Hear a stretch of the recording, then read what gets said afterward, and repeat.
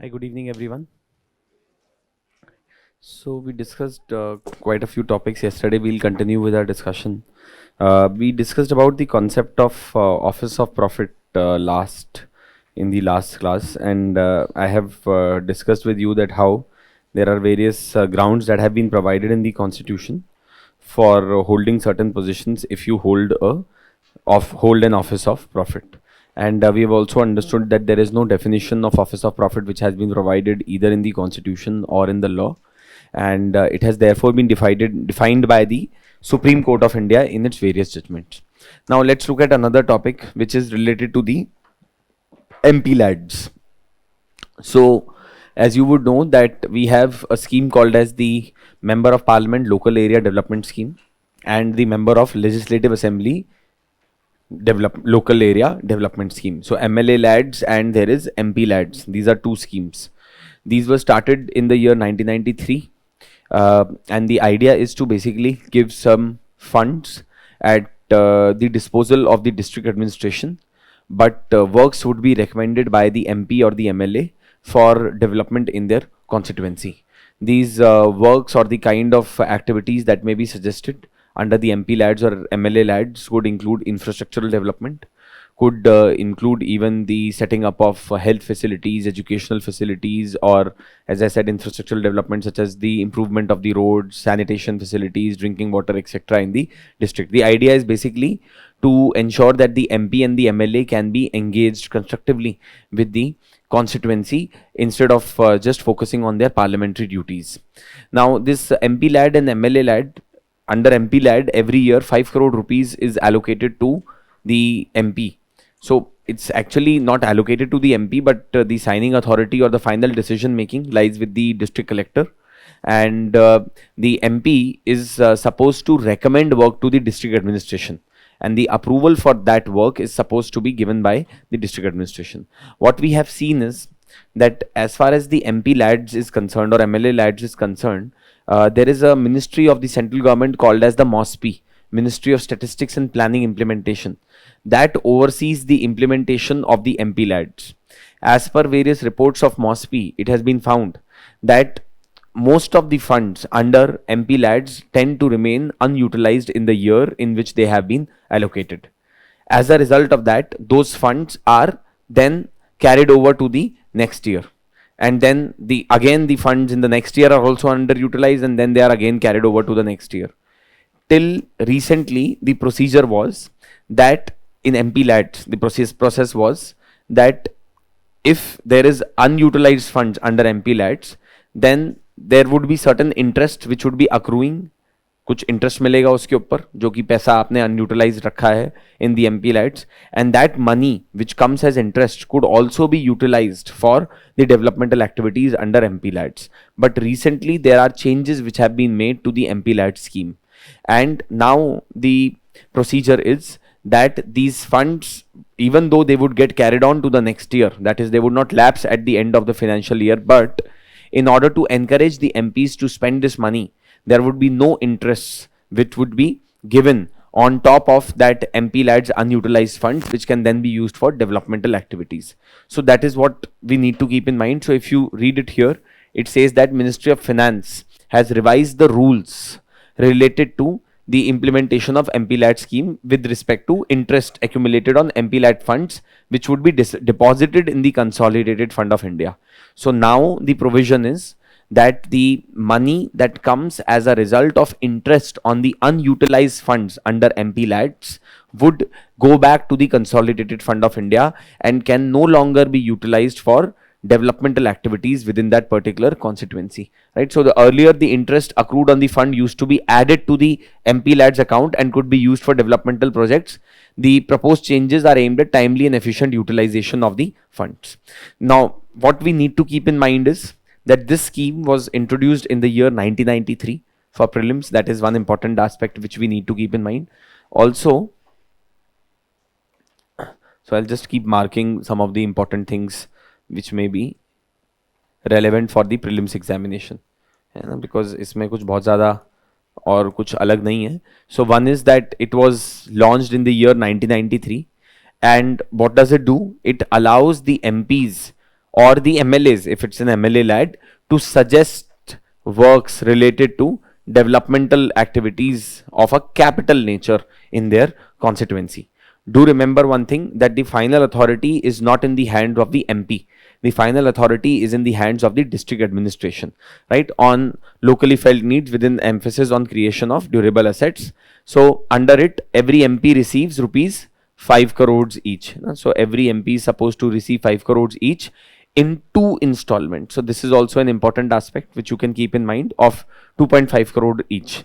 Right? Every MP is supposed to recommend at least 15% of MP lads funds for areas inhabited by SC population, and 7.5% for areas inhabited by ST population. This is again to ensure equity in the utilization of the funds which have been allocated under MP lads for the development of the SC and the ST community specifically, right? District authority, as I said, is responsible for the overall coordination and the supervision of the works, and they can under the scheme at district level and inspect at least 10% of the works under implementation every year. So they are supposed, जितना भी काम recommend किया गया है उसका minimum 10% के ऊपर report बनानी होती है district administration को, which they have to submit over whether the work has actually happened or not.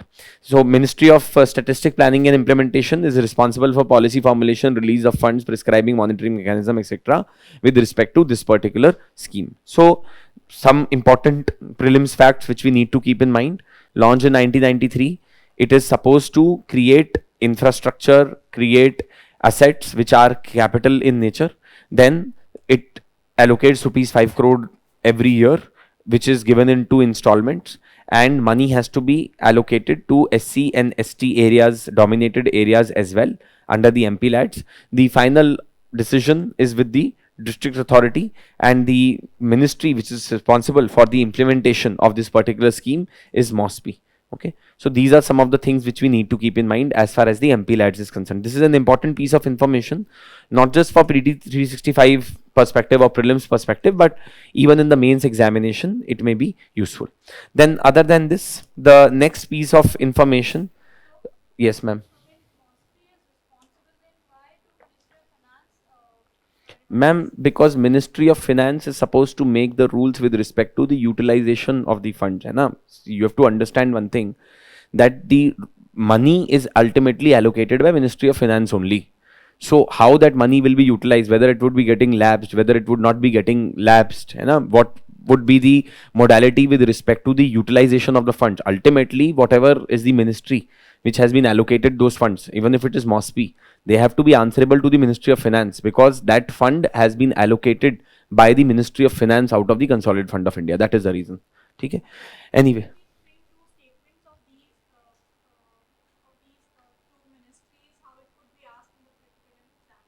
Ma'am, I don't think there will be a question which will be asked in prelims examination like that. Okay.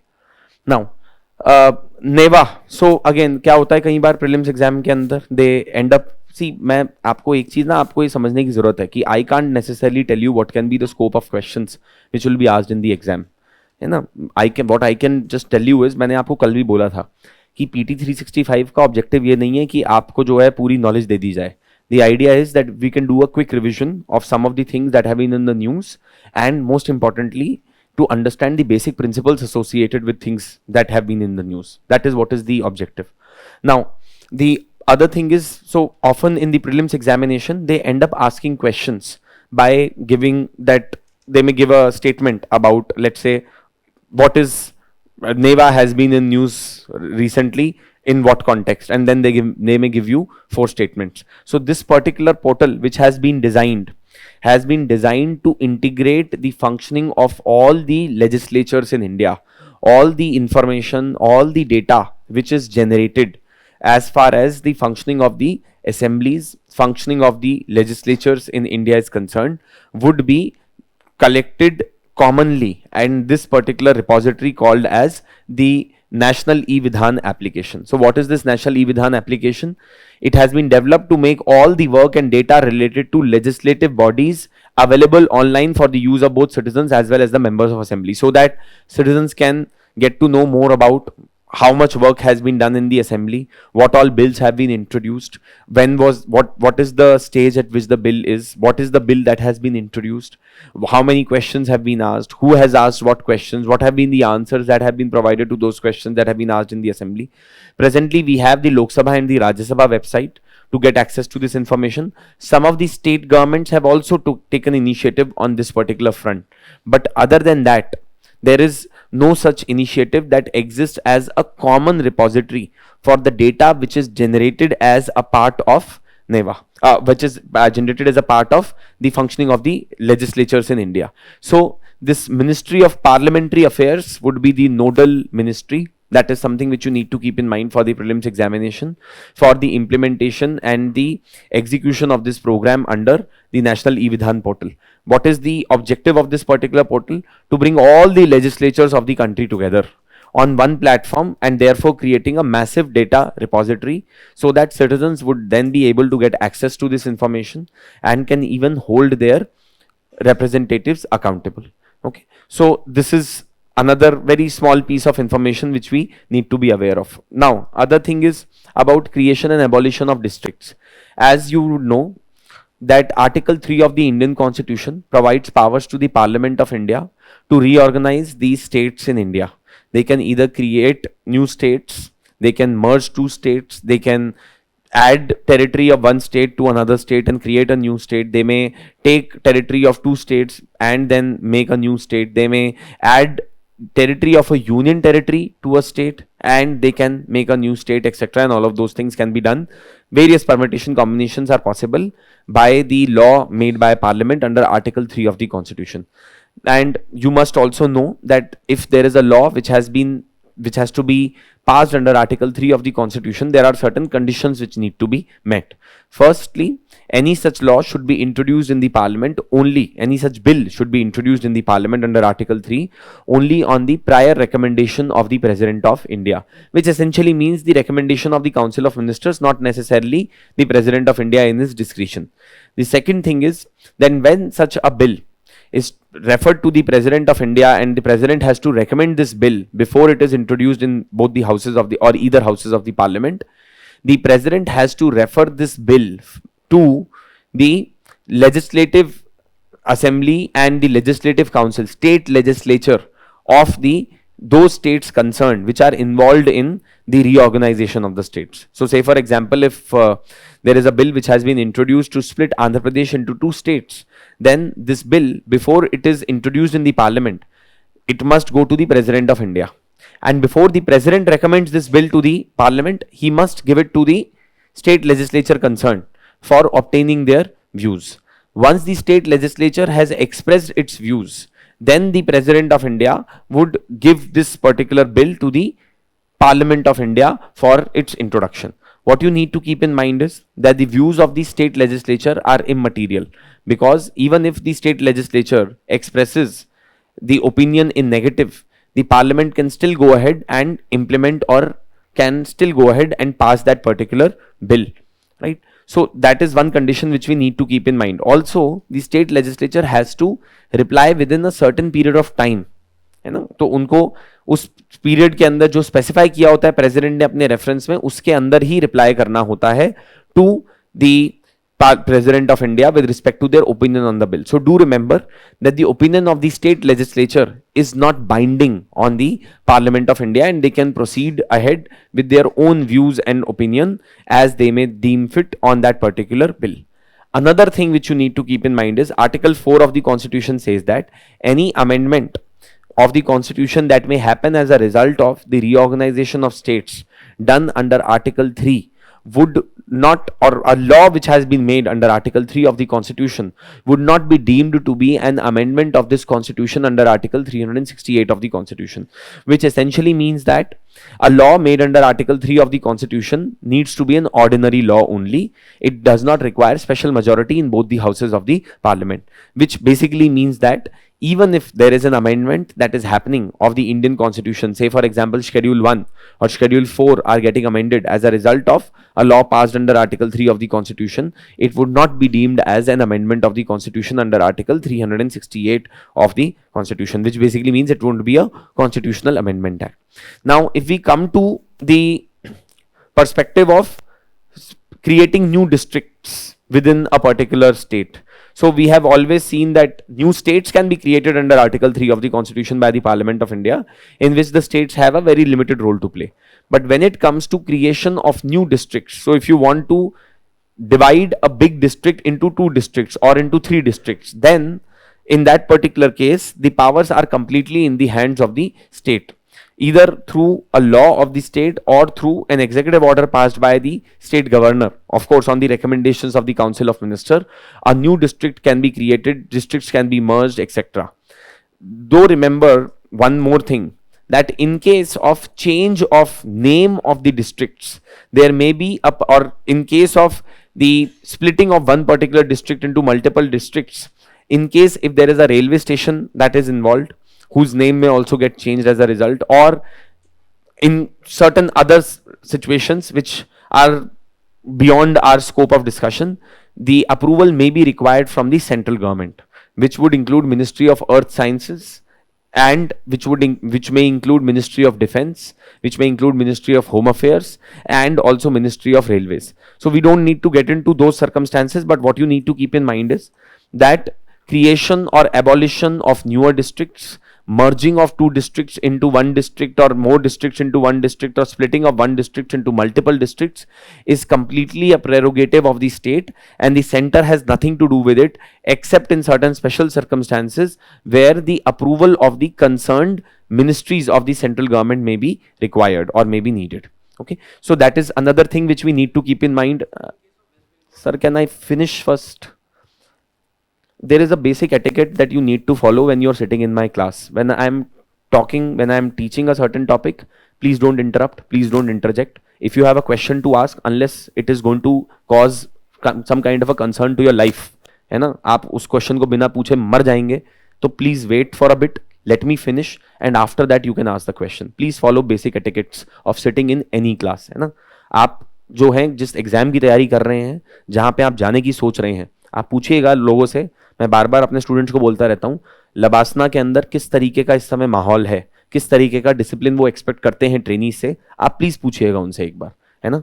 And then accordingly please prepare yourself. You should have some basic etiquettes of how to ask a question. This is not a discussion that is taking place between you and me, and it's not that you are 5 of you that we can have this kind of a classroom discussion, है ना. Otherwise अगर वो होगा तो आप सोचिए कि अगर हर कोई ऐसे ही अपनी मर्जी से कहीं से भी कुछ भी सवाल उठाना शुरू कर दे और कैसे भी बात करना शुरू कर दे, how I would be possibly able to conduct this class. So please be cognizant of that particular matter, right? So as far as the creation and the abolition of the districts is concerned, you need to follow this particular principle, that this power has been given purely and completely to the states only.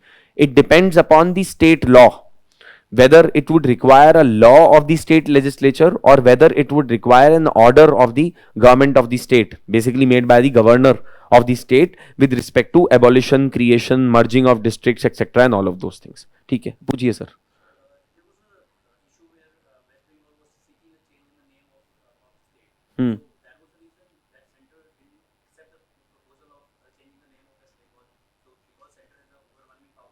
Yes, changing of names also is supposed to be done under, changing of name of states is also supposed to be done under Article 3 of the Indian Constitution by a parliamentary law. So it is purely a parliamentary prerogative to do so. हाँ जी बोलिए.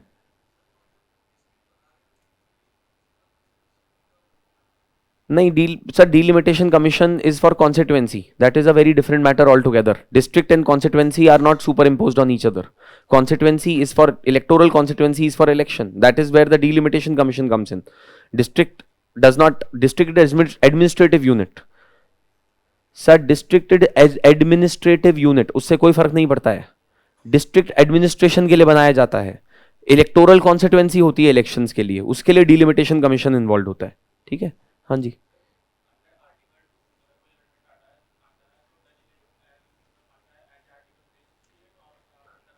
Article 4 पढ़ा है sir आपने? क्या लिखा है उसमें? आर्टिकल 3 नहीं लिखा सर उसमें. any law which has been made under Article 2 and 3 of the Indian Constitution, even though it may have an effect on the provisions of the Constitution, would not be deemed to be an amendment of this Constitution under 368. Okay?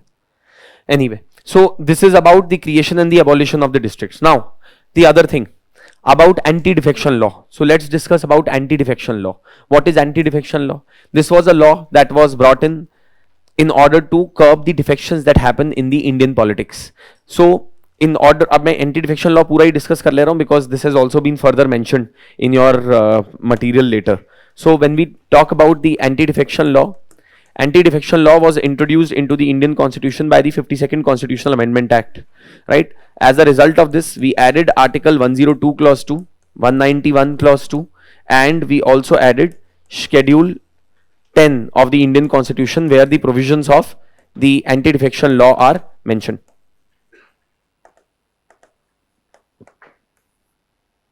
Where the provisions of anti-defection law are mentioned. है ना? So Article 102 Clause 2, Article 191 Clause 2. What is the basic provision of anti-defection law? Anti-defection law says that if a member of a legislature resigns from, voluntarily gives up, resigns भी नहीं कहता है वो, voluntarily gives up the membership of his or her political party, then that person shall be liable for disqualification from the membership of the legislature. So the point is, if a member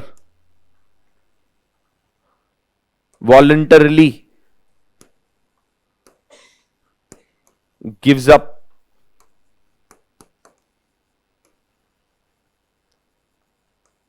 membership of his political party, his or her political party, then that person shall be liable for disqualification under the anti-defection law.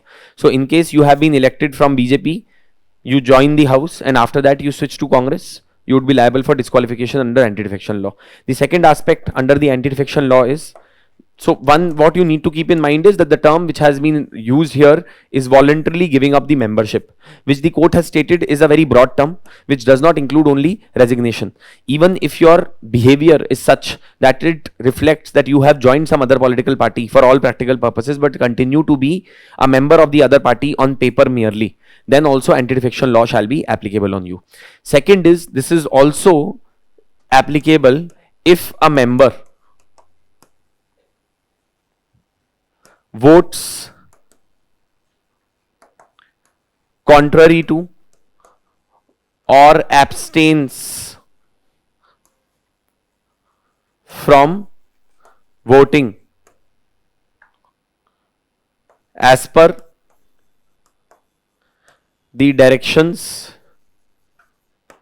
issued by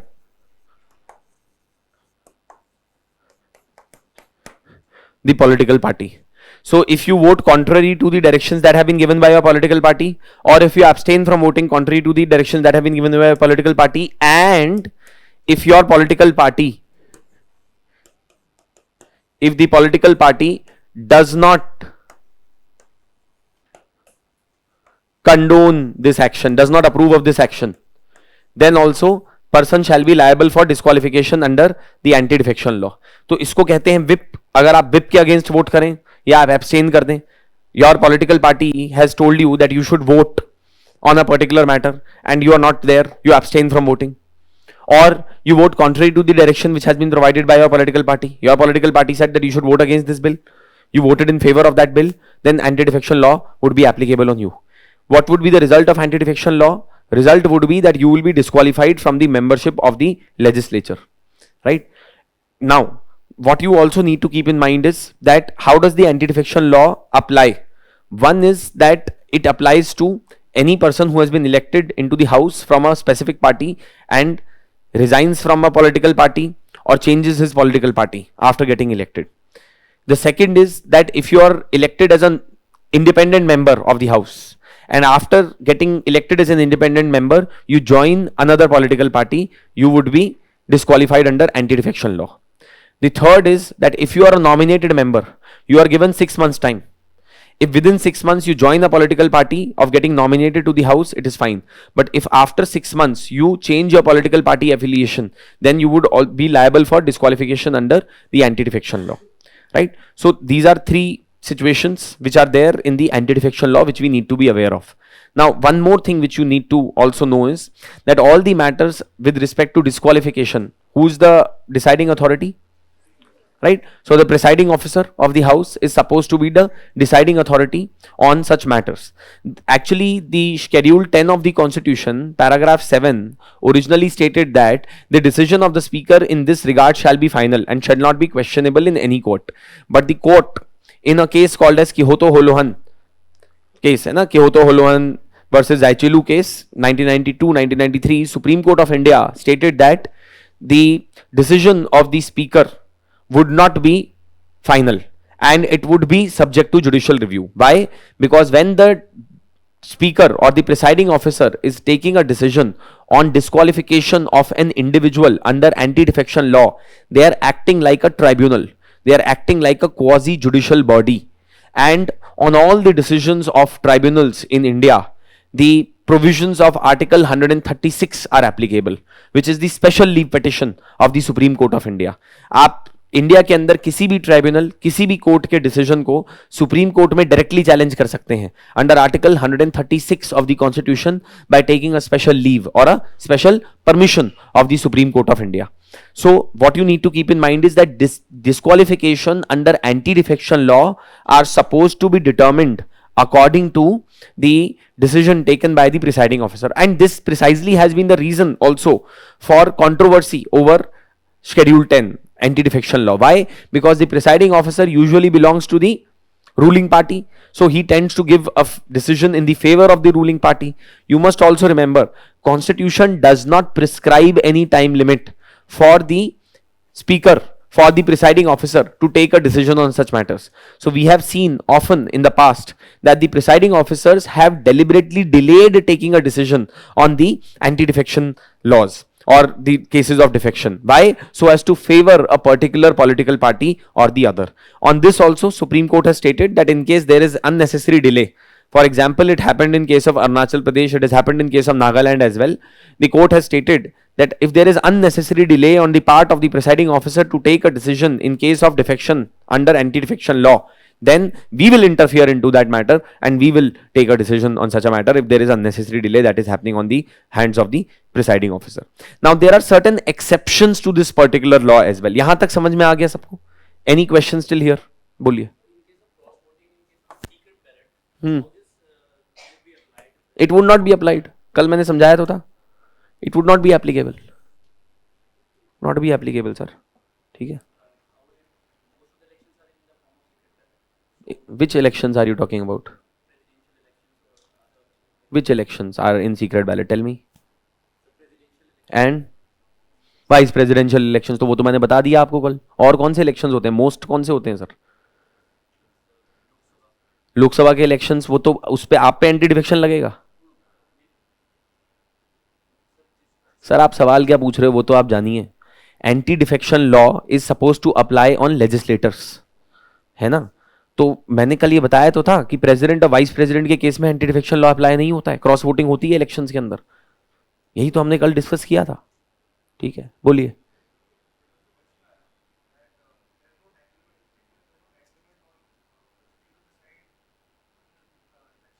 हाँ, true है ना sir, वो there is no time limit. Sir Supreme Court तो ये कह रही है हम रिव्यू करेंगे, टाइम लिमिट थोड़ी ना है फिर भी उसके ऊपर कोई. ठीक है, क्लियर है सर. सर कंफ्यूज मत कीजिएगा चीजों को, है ना. जितना क्लैरिटी रखेंगे दिमाग में, अगर आप गौच पूरा ना हॉच पॉच बना लेंगे कॉन्सेप्ट्स को. बात हो रही है इसके अंदर वोटिंग की, हाउस के अंदर वोटिंग की, आप उसको ले गए लोकसभा इलेक्शंस की वोटिंग के ऊपर. सर हमारे ऊपर थोड़ी लगेगी anti defection law sir. Sir sir आप पहले तो ना ये समझिए कि सीक्रेट बैलेट और ओपन बैलेट होता क्या है. सीक्रेट बैलेट के थ्रू वोटिंग जो है पार्लियामेंट के अंदर केवल 2 मैटर्स में होती है, प्रेसिडेंशियल और वाइस प्रेसिडेंशियल इलेक्शन. उसके अलावा किसी और मैटर में नहीं है. उसके अलावा सब कुछ जो है एवरीवन इज नोइंग कि कौन किसके लिए वोट कर रहा है. Even for that matter Rajya Sabha के इलेक्शन जो है वो ओपन बैलेट के थ्रू होते हैं आजकल. It is not through secret ballot after 2003, है ना. तो आप समझिए, तो आप कॉन्सेप्ट को मिक्स अप मत कीजिए जबरदस्ती, है ना. Don't try to create cobwebs in your mind और अपने आप ही जो है जो कॉन्सेप्ट सीधा साधा है उसको भी कॉम्प्लिकेटेड कर लिया हमने. ये मत कीजिएगा. प्रीलिम्स के अंदर फिर घूम जाएंगे आप सवालों के अंदर. ठीक है. Anyway, so now there are certain exceptions which have been provided to the anti-defection law. What are the exceptions? One is in the case of merger of a political party. पहले ये था split के case में. Earlier it was in case of split. Now it is applicable in case of mergers. What is it? If 2/3 members of a political party in the house move away from the political party and join some other political party or form a new political party, in that particular case they would not be liable for disqualification under the anti-defection law. Earlier, this requirement was 1/3. Then we made a change in this law in 2003 and we changed the provision to make it a merger from a split. Earlier it was that if 1/3 members of a political party split away from a political party, then anti-defection law shall not be applicable on them. But presently the requirement is if 2/3 members of a political party within the house, not generally members.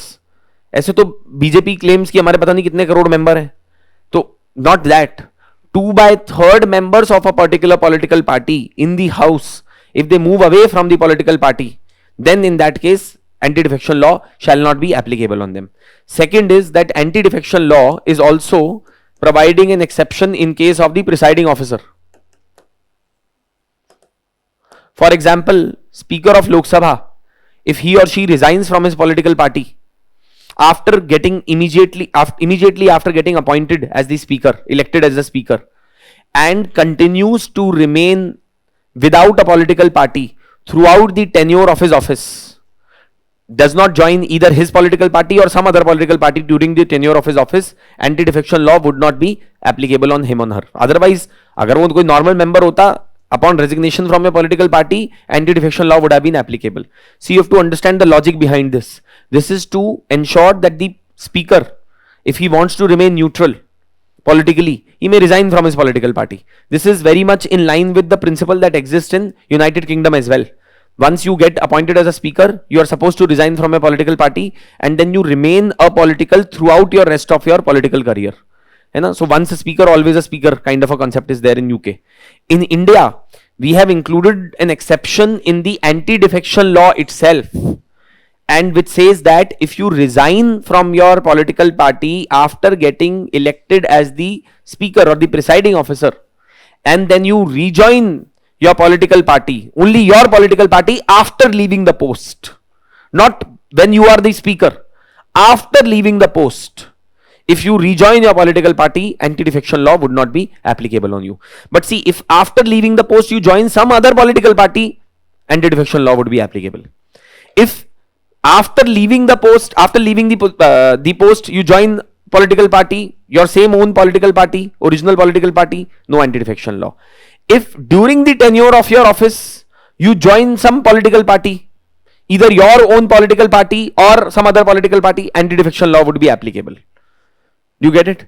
So these are two exceptions that have been provided under the anti-defection law. What we need to keep in mind is that the decisions over the anti-defection law are supposed to be taken by the speaker of the house or the presiding officer of the house. है ना. तो presiding officer या speaker जो है वो decision लेता है over the matters of anti-defection, right? So this is as far as the anti-defection law is concerned. Now what has happened is that a question has been raised that does the presiding officer has the powers to decide only over disqualification of that person from the membership of the house, or does it mean that that disqualification is going to have a status, going to have an impact on his or her status as an ex-MP or an ex-MLA, and therefore determine his or her pensions as well or not. So the court has stated that the presiding officer only has the powers to decide over the disqualification of a member from the membership of the house and not over the status of a person as an ex-MP or an ex-MLA. That they cannot determine, and therefore any decision that has been taken under the anti-defection law would not be robbing that individual of the chance of getting pension as an MP or an MLA. So that is one thing which you need to keep in mind. अब इसमें एक चीज और ध्यान रखिएगा. Article 102 clause 2 states that all these decisions shall be taken by the speaker or the presiding officer. अब अगर आप आर्टिकल 102 क्लॉज 1 में जो डिस्क्वालिफिकेशंस प्रोवाइडेड हैं, if you are holding an office of profit, if you are an undischarge insolvent, if you are of unsound mind, if you are not a citizen of India, or if you are disqualified under any law which has been made by the parliament, those matters, who takes the decision? The president or the governor on the advice of election commission of India, है ना? So there the story is slightly different. Decision there is taken by the president or the governor after consulting the election commission of India, which is an independent constitutional body. Whereas when we talk about the office of the speaker, the anti-defection law, decisions are supposed to be taken by the presiding officer. But do remember that these decisions are now subject to judicial review as well after the judgment that has been given by the court in multiple cases, right? So this is all about the anti-defection law. So if you see even in the material,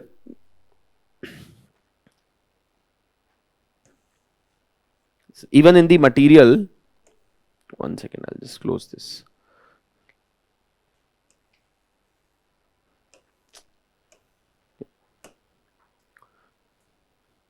अभी क्या हुआ?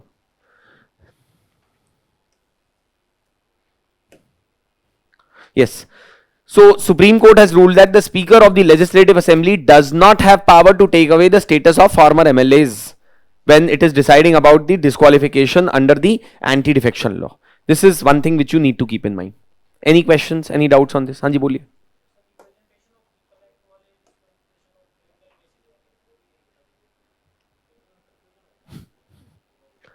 Sir उसको cover करने के लिए मैं class में लेता हूं 2 घंटे. Section 8 ROPA, section 8A, section 9, section 9A, section 10, ये सब का कवर करने में बड़ा टाइम लगेगा सर. देखिए सेक्शन 8 ऑफ आर, अब एक मैं जस्ट जनरली आपको ब्रॉड बता दे रहा हूं सर, ये क्लासेस का एक स्कोप है ना. अब आप कुछ भी मुझसे पूछेंगे सर, कुछ भी एक्सप्लेन कर दीजिए, तो वो पॉसिबल नहीं हो पाएगा, because I have certain amount of limited time and a lot of syllabus to cover. But the point is, section 8 of ROPA, Representation of People Act of 1951, provides the grounds for disqualification of, देखिए section 1 article 102 clause 1 sub clause E क्या कहता है? That a person shall be disqualified from the membership of the parliament, and similarly article 191 clause 1 sub clause E states that a person shall be disqualified from the membership of the state legislature if he or she is disqualified under any law made by the parliament or the state legislature. Now the law which has been made by parliament to decide upon the disqualification of the members of the parliament and the members of the state legislature is ROPA 1951. Section 8 of ROPA 1951 states that, अब उसके अंदर multiple subsections हैं, ठीक है, broadly बता रहा हूं ऊपर ऊपर से. सेक्शन 8(1), सेक्शन 8(2), सेक्शन 8(1) मतलब 8 subsection 1 and 8 subsection 2 list a number of offenses. If you are convicted for any of the offense which are mentioned in 8(1) and 8(2), then you shall be disqualified from the membership of the parliament or the state legislature upon your conviction in case of those offenses. Your disqualification shall be for a period of 6 years plus the term of conviction. जितने भी साल की आपको सजा मिली है plus 6 साल के लिए आप डिस्क्वालीफाई हो जाएंगे from the membership of the parliament as well as from continuing as a member of the parliament. So neither you can contest the elections, and if you are a sitting member, then also you cannot qualify, then also you will be disqualified. Section 8(3), 8 subsection 3 states that if you are convicted in any offense where the minimum punishment is 2 years, then in that case also you shall be disqualified from the membership of the parliament or the state legislature for a period of 6 years plus the term of conviction. Then section 8(4), which was struck down by the Supreme Court of India in Lily Thomas case, provided an exception in the form of the sitting legislators, which stated that if you are a sitting legislator, अगर आप sitting MP हैं, sitting MLA हैं, then you will not be disqualified under 8(1), 8(2), 8(3) automatically upon conviction. For that you would be given a 3 months time. If within 3 months time you go and file an application, appeal against your conviction, and if you can obtain a stay from the court that अभी proceedings चल रही हैं court की, then you will not be disqualified till the time the matter is disposed of by the court. अब this was found to be against the principle of equality, and more importantly court said कि parliament के पास ये provision बनाने की legislative competency नहीं थी. अब उस सब डिटेल में मैं नहीं जा रहा हूं डिस्कशन में कि वो क्या एग्जैक्टली कोर्ट ने बोला था and all of those things. But in Lily Thomas case, the Supreme Court of India struck down Section 8, Subsection 4 for being unconstitutional and void. Why? Because it was beyond the legislative competence of the Parliament to make such a provision, to provide exception in the case of the sitting legislators, sitting MPs. So now the provision is that even if you are a sitting legislator or an MP, or even if you want to contest the elections to the Lok Sabha, Rajya Sabha, or the Legislative Assembly Council, etc., then you should not be disqualified under Section 8 of the ROPA. ऐसे ही Section 8A, Section 9, Section 9, 8A related to the corrupt electoral practice, Section 9, Section 9A, Section 10, etc. are there in the ROPA. In case you haven't read that, please do if you are planning to appear in the mains examination. है ना? So that is as far as the disqualification are concerned. हाँ जी बोलो.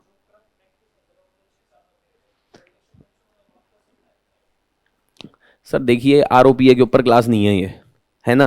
आप बात समझिए मेरी. मैं इसलिए आपके क्वेश्चन अवॉइड कर रहा हूं क्योंकि अगर ऐसे सब लोग पूछने लगे मुझे सर तो बड़ा मुश्किल हो जाएगा क्लास कंडक्ट करना. हाँ सर बिल्कुल कर सकता है वो. ठीक है, आपको उसके लिए सेक्शन 11 पढ़ना पड़ेगा आरओपीए का. ठीक है, हाँ जी बोलिए.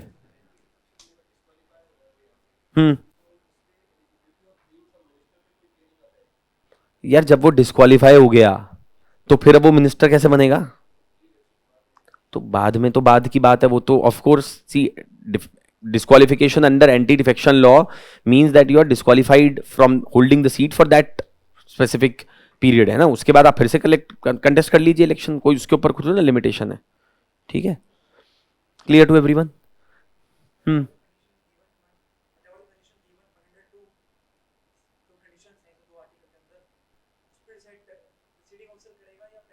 सर अभी तो बताया सर. आर्टिकल 102 क्लॉज 1 में जो भी कंडीशंस दिखी हुई हैं उसके लिए आप आर्टिकल 103 पढ़िएगा, है ना. That states that the decision is suppose to be taken by the President on the recommendation of the Election Commission of India, and you will have to read article 192 accordingly. ठीक है, देखिए एक बात समझिएगा कि ये क्लासेस जो हैं उसके अंदर मैं सब कुछ बेसिक नहीं पढ़ा सकता. ठीक है, अगर आप इस उम्मीद से ये क्लासेस अटेंड करके आए कि ये क्रैश कोर्स है पॉलिटी के ऊपर, तो I am sorry, you are sitting in the wrong class, you're sitting at a wrong place, because there is limited amount of time and there is a lot of ground that we have to cover. Anyway, yes ma'am.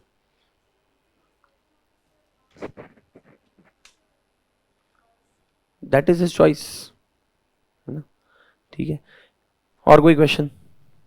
Anyway, now let's move on to talk about the committee on the parliament of on the official language, committee of parliament on official language. So this committee was created under the Official Languages Act of 1963.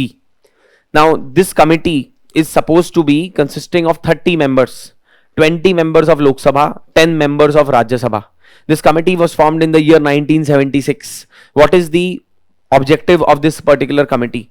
This committee is supposed to provide recommendations on how to improve the use of Hindi as an official language of the union, and secondly it is also what measures should be taken in order to generally spread Hindi for the usage amongst the society as well. So that is what this committee on the parliament of official language is supposed to do. Few facts that you need to keep in mind. One, it was set up in 1976. Second, it was set up under the Official Languages Act of 1963. Third, it consists of 30 members, 20 from Lok Sabha and 10 from the Rajya Sabha. What the mandate of the committee is to review the progress made in the use of Hindi for official purposes and to make recommendations so that Hindi can be used as a language in future as well for official communication. Right? So these are some of the things which we need to keep in mind as far as the committee on official language is concerned, the parliamentary committee on official language is concerned. Maybe a question may be asked in the prelims examination from this as well. Now another thing which we need to also keep in mind is that what about the status of the languages etc. in India. See, you must remember one thing, that in India's constitution there is no recognition of something like a national language. All that we have is the official language of the union or the official language of the states. States may choose whichever language that they want to use for their official purposes, and there is absolutely no limitation on that. right? It is the prerogative of the state. By law, they can adopt any particular language or multiple languages to be the official languages of the state. As far as the official language of the union is concerned, it shall be English and it shall be Hindi. And for communication between the states, where there is one Hindi state and a non-Hindi state, then there must be accompanied along with the communication that is made in Hindi, a translation in English as well, right? Also, Indian Constitution under Schedule 8 of the Constitution has recognized some of the languages of the Union. Those languages, actually, Schedule 8 of the Constitution does not have lot of relevance. The reality is that the committee of the parliament on the official languages, on the official language, was supposed to consist of people who would be representing these eight of these languages mentioned in Schedule 8 of the Constitution.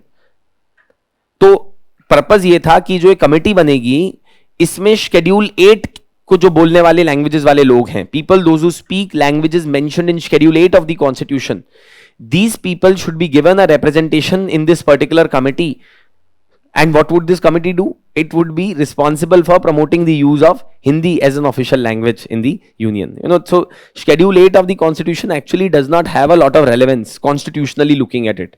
There are other things that, of course, I mean, that the exams conducted by the UPSC, etc., they may be conducted in all the languages which are mentioned in Schedule 8, etc., and all of those things are there, but nothing other than that. Also, there is one more topic which has been mentioned in your notes here, which is related to the languages to be used in the courts.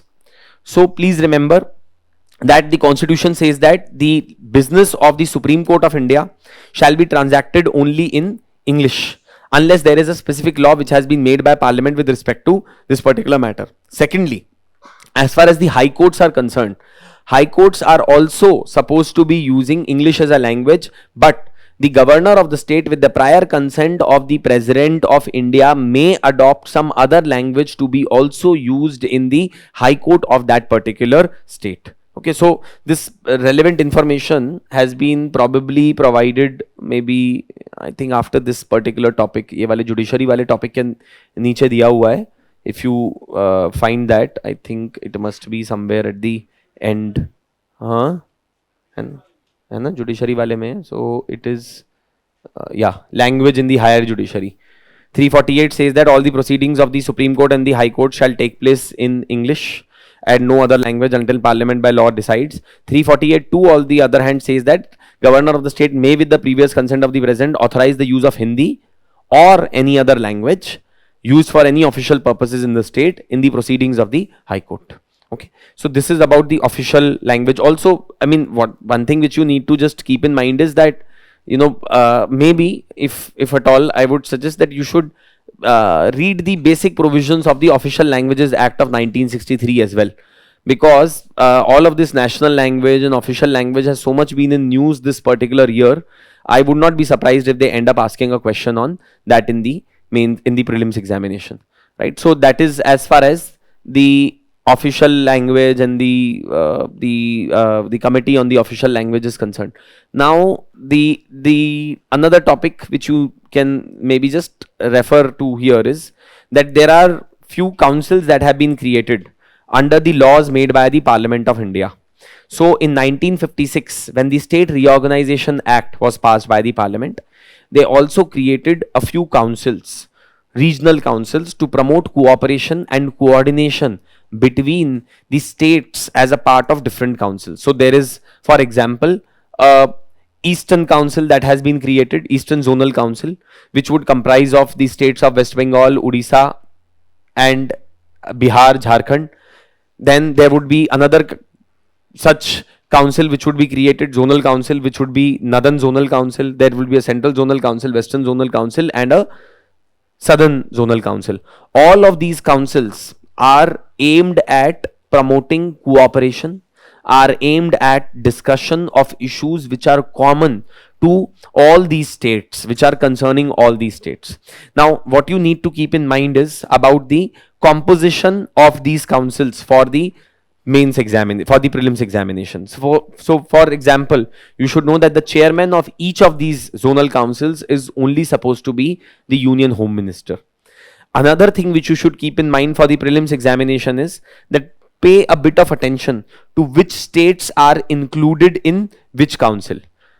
What may seem surprising is that Uttar Pradesh, for example, and Uttarakhand also, which we usually consider as northern states, are included in the Central Zonal Council and not in the Northern Zonal Council. Northern Zonal Council has Himachal, Jammu and Kashmir, Punjab, Rajasthan, NCT of Delhi, and Chandigarh. But it does not have Uttar Pradesh and Uttarakhand. So please do keep that particular thing in mind. As far as the Western Zonal Council is concerned, it consists of Gujarat, Maharashtra, UTs of Daman Diu, and Dadra and Nagar Haveli. And then there is a Southern Zonal Council, which would include, of course, your Andhra Pradesh, Karnataka, Kerala, Tamil Nadu, and Union Territory of Pondicherry. Now, see, you must also remember one thing, that even though this act was enacted in the year 1956, but the problem is that the reorganization of the states has continued to happen continuously. So there are changes which have been made to the composition of this particular council as well. Anyway, now who are the members of these council? Chief ministers of each of these states would be a member of the zonal council, and two other ministers who would be nominated by the governor from each of the states, and two members from union territories are also it's supposed to be a part of this particular zonal council. So if there are union territories and if there are states, of course, then in that case the chief minister of the state, two other ministers to be nominated by the governor. This is not a discretionary power of the governor, please understand that. Governor will do so on the aid and the advice of the council of ministers only. What are the functions? To discuss and make recommendation with respect to same thing which the interstate council is supposed to do under article 263. Common interest in field of economic and social planning, any issues concerning that, any matter concerning border disputes, linguistic minorities, any matter connected with the rising out of reorganization of state under SRA. Now, in 1971, when we enacted the Northeast Reorganization Act, because we created so many states or union territories in 1971, so you must know about that also. वो chronology भी हमें पता होनी चाहिए. That out of the state of Assam, Tripura and the state of Manipur were already UTs. They were upgraded into full states in 1971-72 as a result of this particular act. NEFA was carved out as a union territory. Meghalaya was carved out as a union territory. Mizoram was also carved out as a union territory out of Assam in 1972 as a result of this Northeast Organization Act. Another thing which you must keep in mind is that it was subsequently in 87 that some of these UTs were upgraded into full-fledged state. Arunachal Pradesh, Mizoram, Meghalaya, they were made into full-fledged states in 87. Another thing which you should also keep in mind is that Nagaland was carved out of Assam as early as 1963. So it was given full statehood in the year 1963. 57 या 56 में शायद it was carved out as a UT. Naga areas were carved out as a UT from Assam, and then later on in 63 it was upgraded into a full-fledged state as well. Okay, so that is what you need to keep in mind. Now this news particularly is about the Northeast Council.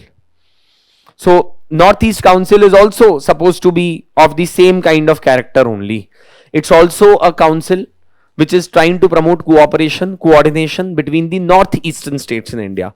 What are the states which are included in the Northeast Council?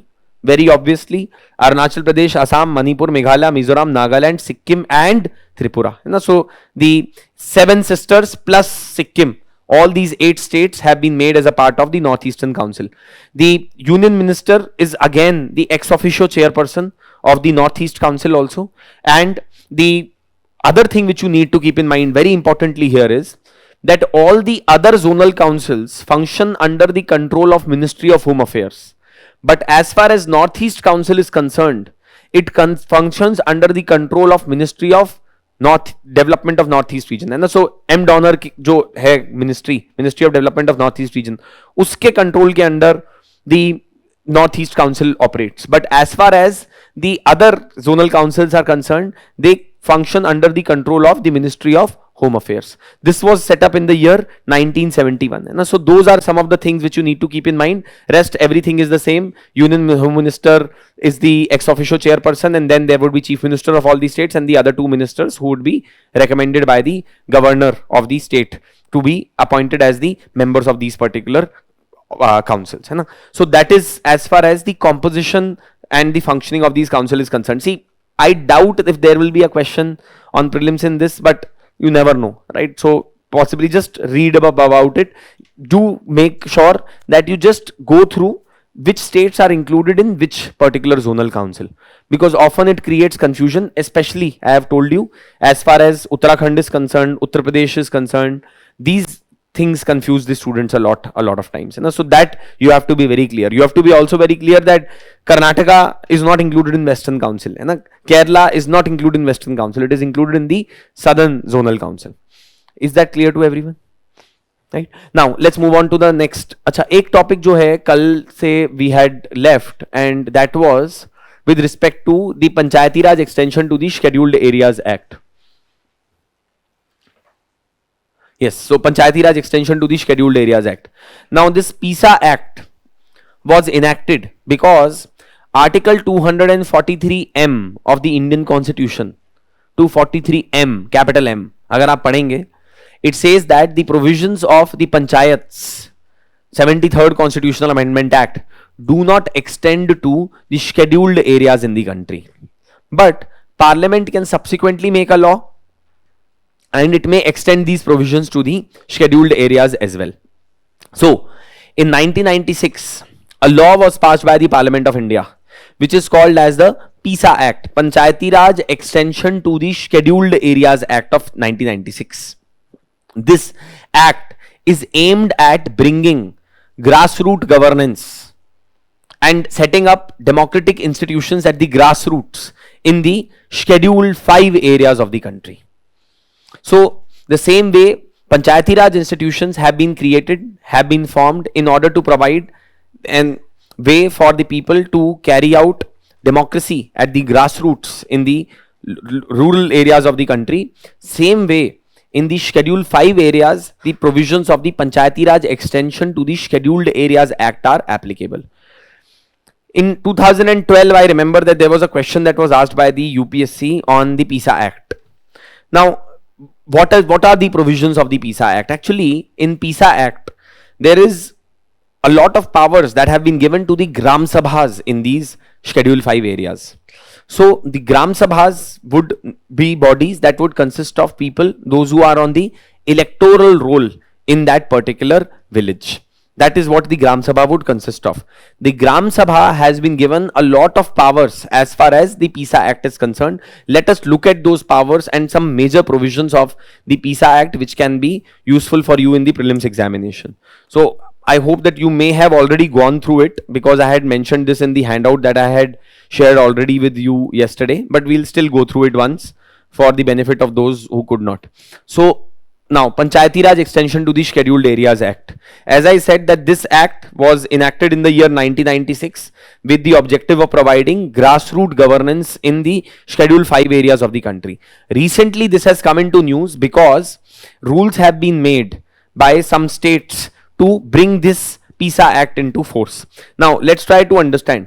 Provisions of Part 9 of the Constitution, as we know, are not applicable to scheduled areas of the country. Basically, provisions related to Panchayati Raj institution, they can be extended to these areas by the Parliament. So there is a possibility that they may be extended to these areas by a law of the Parliament. The Parliament enacted PISA, therefore, to do the same. The laws passed by the state legislature on panchayats in the scheduled areas shall be in harmony with their customary law and social and religious practices. एक तो ये बड़ा important provision है PISA के अंदर, that any law which is passed by the state legislature on panchayats in the scheduled areas. See, you have to remember one thing. PISA Act was enacted by the Parliament, but very similar to the Panchayati Raj provisions, Parliament does not have powers to exactly determine how the panchayats should function in the states, because local governance is a state subject. So this PISA Act is only a framework law, and this framework law suggests that all the laws which are made by the state legislature for the provisioning of panchayats in scheduled areas should conform to the customary law, social and religious practices of the tribals in these areas, so that the law made by the state government on the panchayats should not in any way conflict with the customary law, social and religious practices of the tribals living in these schedule 5 areas of the country. Now let's try to understand one more thing here, which is what are the powers of the Gram Sabha. As I was telling you that a lot of important powers have been given to the Gram Sabha under this PISA Act. So first power that we need to understand is that whatever schemes of the government which are implemented in these scheduled areas, the identification of the beneficiaries of those schemes shall be done by the Gram Sabha. So identification of beneficiaries is supposed to be decided by the Gram Sabhas. The Gram Sabhas have been also given the powers to certify the utilization of funds for the plans, programs and projects. So see, when money will be given to a government agency, and let's say central government has started a scheme and money has been given to district administration. So district administration, as a part of implementation of that scheme and program, has to submit a UC, which is called as a utilization certificate to the state government, to the central government.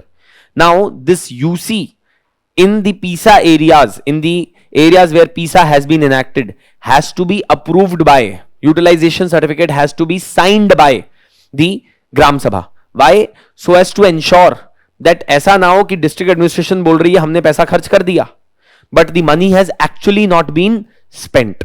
है ना? That should not be the case. Because in government, lot of times what happens is that the sarkari babus, government officers will say that the money has been spent, but on ground nothing has actually happened.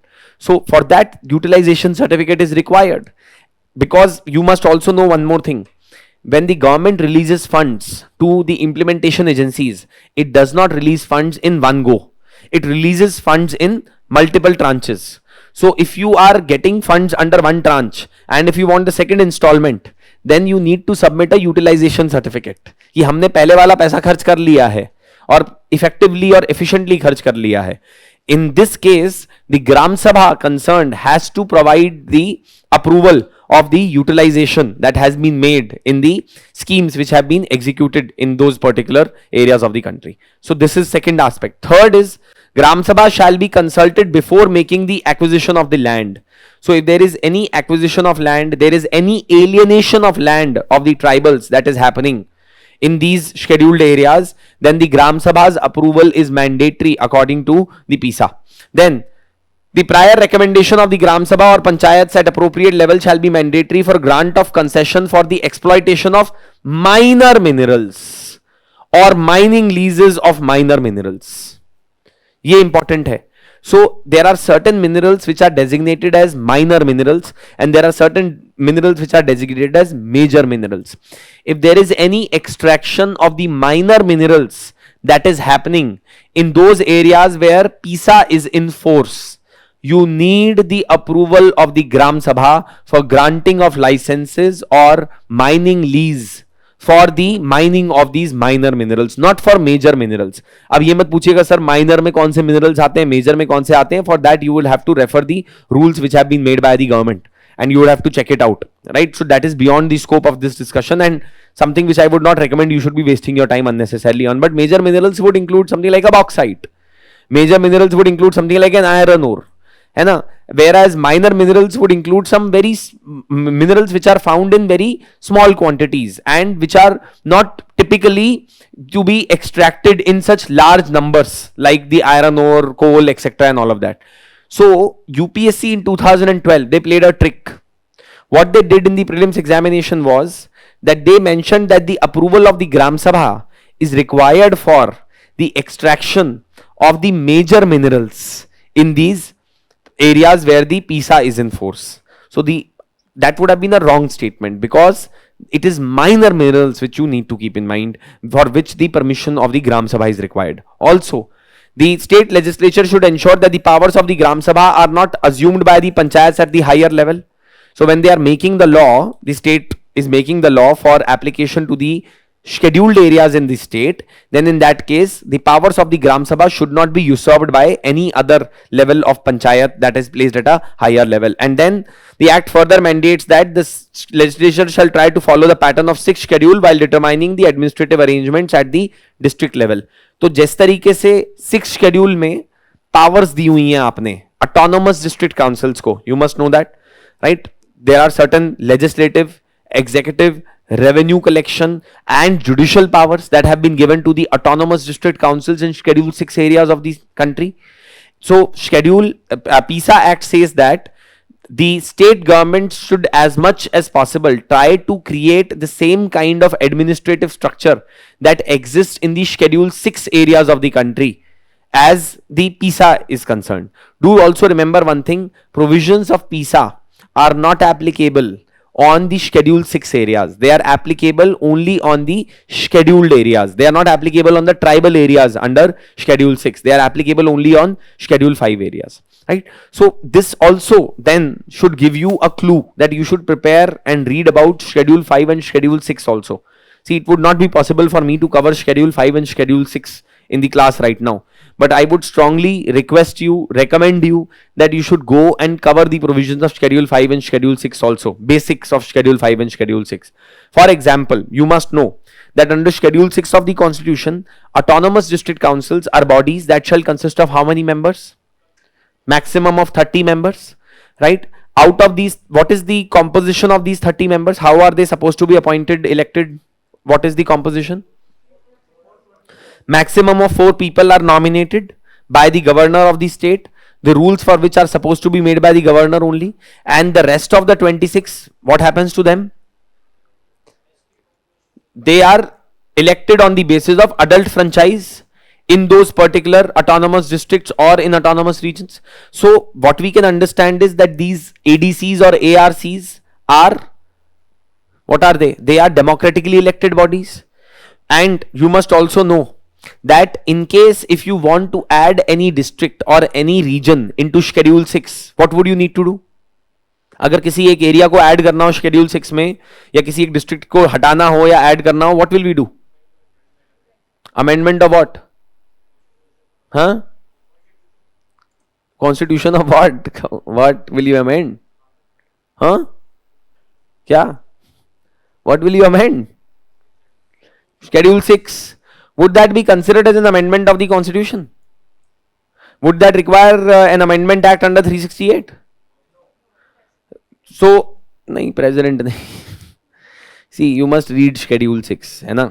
Paragraph 20 of schedule 6 के बाद एक table दी हुई है, उसमें different states. See, you must also know schedule 6 is applicable only in 4 states: Assam, Meghalaya, Tripura, Mizoram. In these 4 states, which are the districts which have been designated, or which are the regions which have been designated as autonomous districts or autonomous regions, is mentioned in a table after paragraph 20 of schedule 6 of the constitution. If there is any change that is supposed to be made in any area that should be included or that should be excluded from these schedule 6 areas, that has to be done by the parliament by making a law and amending schedule 6. But the interesting part is that such a law shall not be deemed to be an amendment of the Indian Constitution under Article 368. So such a law would not require special majority under 368. And secondly, what about Schedule 5? How can an area be included or excluded from Schedule 5? How is that supposed to happen? Governor? Huh? President of India has the powers to declare whether a particular area would be included in Schedule 5 or not, right? What you need to keep in mind here is that this is not mentioned in कौन से areas हैं Schedule 5 में, ये कहाँ mentioned है? हाँ, कहाँ लिखा है ये? 371 कुछ भी? Where are the areas which are under Schedule 5 mentioned? कहाँ पे लिखा है ये? मतलब कुछ भी अपनी मन से 240, 371 जो मन में आए कुछ भी बोल दो, कुछ तो सही फिट हो ही जाएगा. Yeah, this is mentioned in the rules the presidential gazette or the central government gazette and notification. This is not mentioned anywhere in schedule 5 of the constitution. Please remember that. It's only the schedule 6 areas or the tribal areas which have been mentioned in schedule 6 of the constitution, not in case of schedule 5. That power rests completely, entirely with the union executive, with the president of India. He is supposed to declare whether a particular area shall be a scheduled area or not. अब इन schedule 5 areas में कौन सी bodies exist करती हैं? Tribal advisory councils. What is supposed to be the composition structure of these bodies? How many members should be there? How many members should be there in tribal advisory councils? How many of you have attended classes? I can identify a few of you. How many of you have attended classes when I taught you in polity here at Vision? आप में से कौन कौन है? जरा हाथ खड़े कीजिएगा. कौन कौन है? जरा हाथ कीजिए खड़े. मेरे को दिख रहा है, मेरे को पता है कौन है. हाँ भाई, हीरो, तुमसे पूछ रहा हूं. कितनी होती है ट्राइबल एडवाइजरी काउंसिल की composition? 30, 20. Yes. Are these nominated body or elected body, or what is the composition? Who are these members of tribal advisory council? 20 में कौन होते हैं? Who? Which MLAs? The tribal MLAs of the state form the 3/4 of the members of these bodies, and the rest of the members are supposed to be nominated by the governor of the state. See, please revise and go through whatever you have studied, and if you have not studied this, please go through schedule 5 and schedule 6. आप कहाँ current affairs की चीजों में लगे हुए हो? ये तो बेसिक चीज नहीं पता है, तो प्लीज कवर कर लीजिए उसको एक बार, है ना. क्लास के अंदर मैं सारी चीजें नहीं कवर कर सकता ये सब कि मैं अब शेड्यूल 5 बनाऊं, बैठ के पढ़ाऊंगा पूरा, और फिर मैं शेड्यूल 6 पढ़ाऊं. Please do not have such unreasonable expectations, right? So you should know what is the composition of tribal advisory council, what are the functions of the tribal advisory council, what is the composition of the autonomous district or the autonomous regional council, what are the functions of the autonomous district and the autonomous regional council. Autonomous district and autonomous regional councils have powers to make laws also. They have powers to collect revenue as well. They have powers to establish and maintain primary healthcare centers. They have powers to maintain and establish the educational institutions, etc. as well. Not just that, the ADCs and the ARCs can also set up village councils. What are these village councils? Under schedule 6, village councils क्या होती हैं? What are village councils under schedule 6? Can anyone tell? किसी ने कुछ नहीं पढ़ा है क्या? सब इसी ये PT365 के भरोसे जा रहे हो क्या तुम प्रीलिम्स एग्जाम में? देखिए अभी भी समय है, अभी भी, है ना. If you still make some effort you would still be able to cover things. What are village councils? No one has any clue, no idea, anyone? क्या गांव के लोग होंगे यार? ऐसी बातें तो मत करो यार. गांव के लोग होंगे? कैसा सा आंसर है यार ये. हाँ, विलेज काउंसिल्स क्या होती हैं? These are courts that would be given jurisdiction with respect to the customary laws that are applicable on the tribal living in the schedule 6 areas. ये courts हैं, courts की power होंगी इनके पास. That is what the village council, they would have similar kind of powers that are given to the courts under CRPC, CPC, etc. So in case of tribal disputes related to areas under the jurisdiction of these village councils, they would be exercising the court's powers.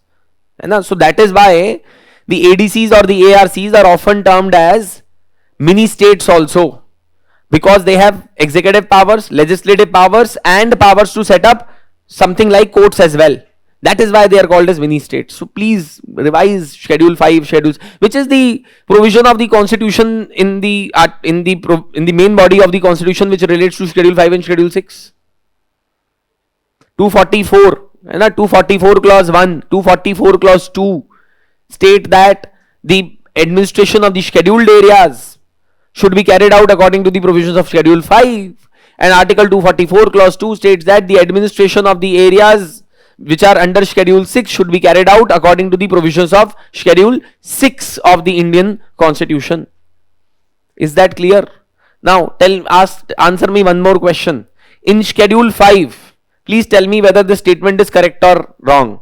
The President of India may notify that a law of the Parliament or the state legislature may not apply or may apply with certain modifications as have been mentioned in the notification to the Schedule 5 areas. Is this right or wrong?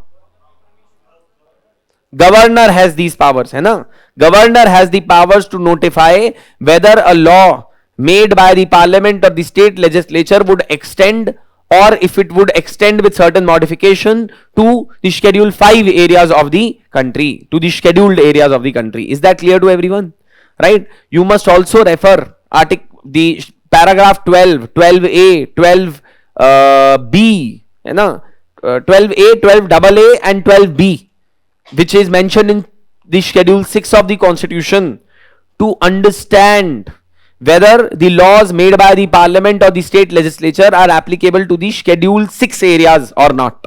है ना? तो वो पढ़ लीजिएगा, paragraph 12, 12A, 12AA, 12B. These are the 4 paragraphs which have been mentioned for Assam, Meghalaya, Tripura and Mizoram in Schedule 6 of the Indian Constitution. ठीक है? So please refer that as well. Is that clear? Any questions still here? Clear है?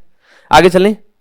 Now next, see देखिए, आपको ना ये बात समझने की जरूरत है. I can understand that it's difficult to recollect everything, है ना? You may not have revised things also, but अब वो प्रोसेस स्टार्ट हो जाना चाहिए. अगर आप अब भी वो प्रोसेस स्टार्ट नहीं करेंगे ऑफ गोइंग, आप टॉपिक्स छोड़ देंगे, है ना, अपनी मर्जी से, कि अरे ये तो पूछते ही नहीं है, ये तो इंपॉर्टेंट नहीं लग रहा, ये तो कोचिंग क्लास में हमें कराया नहीं था, है ना. That should not be the approach. Your approach should be look at previous year questions, try to understand the kind of questions that are being asked, and then accordingly revise your material, revise the content that you have covered already. I am telling you, which I told you yesterday as well, 3 months is not less. It is good enough a time to prepare properly for the prelims examination. I can tell it to you with experience, but you have to be willing to work hard, at least in these 3 months now. Right, you should be willing to burn the midnight oil. अगर अभी तक नहीं किया है तो अब मेहनत करनी पड़ेगी, फिर 8-10 घंटे पढ़ाई करनी पड़ेगी अभी 3 महीने. अगर आप अभी भी कर लेंगे, you would still have a good shot at the prelims exam, is what I can tell you. And please write full length tests before going into the exam. Do not be scared, ना डरिए मत. अपने आप को शीशे में देखने से मत डरिएगा, ये बहुत इंपॉर्टेंट चीज है. Lot of people keep preparing for this exam, but they are scared to look at themselves in the mirror and to ask themselves कि क्या मेरी तैयारी सच्ची में ठीक है कि नहीं है. So please ensure that you attempt at least 6 to 8 full length tests before you go into the exam. 2 घंटे बैठ के देखिए तो कैसा लगता है. What kind of effort, energy it requires to attempt the questions within 2 hours time period. इतना आसान नहीं होता है जितना लगता है ना. You have to learn to manage your time as well. Attempt as many questions as possible. Previous years तो 2013 onwards you should attempt all the questions. You should have solved all the previous year prelims question before you walk into the examination hall. And secondly, you must write at least 6 to 8 full length tests before you go into the exam. Do not be scared, है ना. Marks उसमें कम आ गए तो क्या है, कोई दिक्कत नहीं है. देखिए अभी डरिए मत, है ना. जब वहां पे मार्क्स कम आएंगे तब उसके बारे में बाद में सोचेंगे. बट अगर आप अभी से ही घबरा जाएंगे, if you are going to be anxious right now itself कि भाई मेरे 50 नंबर आ गए, 60 नंबर आ गए, जितने भी कम नंबर आ गए in a test, it is okay, it is fine. Do not be scared. Reason for that is two fold. One, this is not UPSC. UPSC's test is going to be UPSC's test. And second, and a very important aspect is that ultimately coaching institutes, whatever paper they are preparing, is not the same level of difficulty as UPSC. It can be extremely difficult, it can be very easy, it can be moderately easy.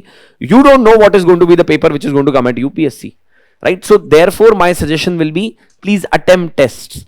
Do not be scared. ये और इस भुलावे में तो बिल्कुल ही मत रहिएगा कि पहले सारा सिलेबस कर लेते हैं फिर उसके बाद टेस्ट लिखेंगे हम, है ना. वो दिन कभी नहीं आता, किसी का नहीं आया आज तक, राइट. दैट सारा सिलेबस हो गया, बहुत कॉन्फिडेंटली एग्जाम के अंदर जा रहे हैं. It doesn't happen to anyone. आप कितने साल तैयारी कर लीजिए, you may prepare for this exam next 100 years, but there is still a possibility that when you will go into the exam hall you would still feel कि यार कुछ रह गया. It is perfectly fine, that feeling is okay, है ना. It is not something which is unique to you, but please understand the importance of trying to write test. तो जो अभ्यास हम करवा रहे हैं वो उसमें अपीयर कीजिए, एक बार अपने आप को जज तो कीजिए आप कहां पे खड़े हैं. Then only you would be able to understand that how much improvement is needed. अगर आपको पता ही नहीं है where you stand and you think that either everything is very bad or everything is very good, then you are in a state of problem. That's all that I can tell, right? So you should know yourself before you walk into the exam hall. It's very very important. So please don't be scared.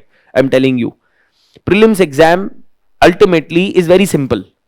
आपको करना क्या है prelims exam में? गोले ही तो भरने हैं बस भाई. आपको कुछ वहां पे रॉकेट थोड़ी ना बनाना है. 100 क्वेश्चन में जितने क्वेश्चन आते हो उसके बबल्स भर के आने हैं बस. यही तो है पेपर, इतना ही तो आसान है.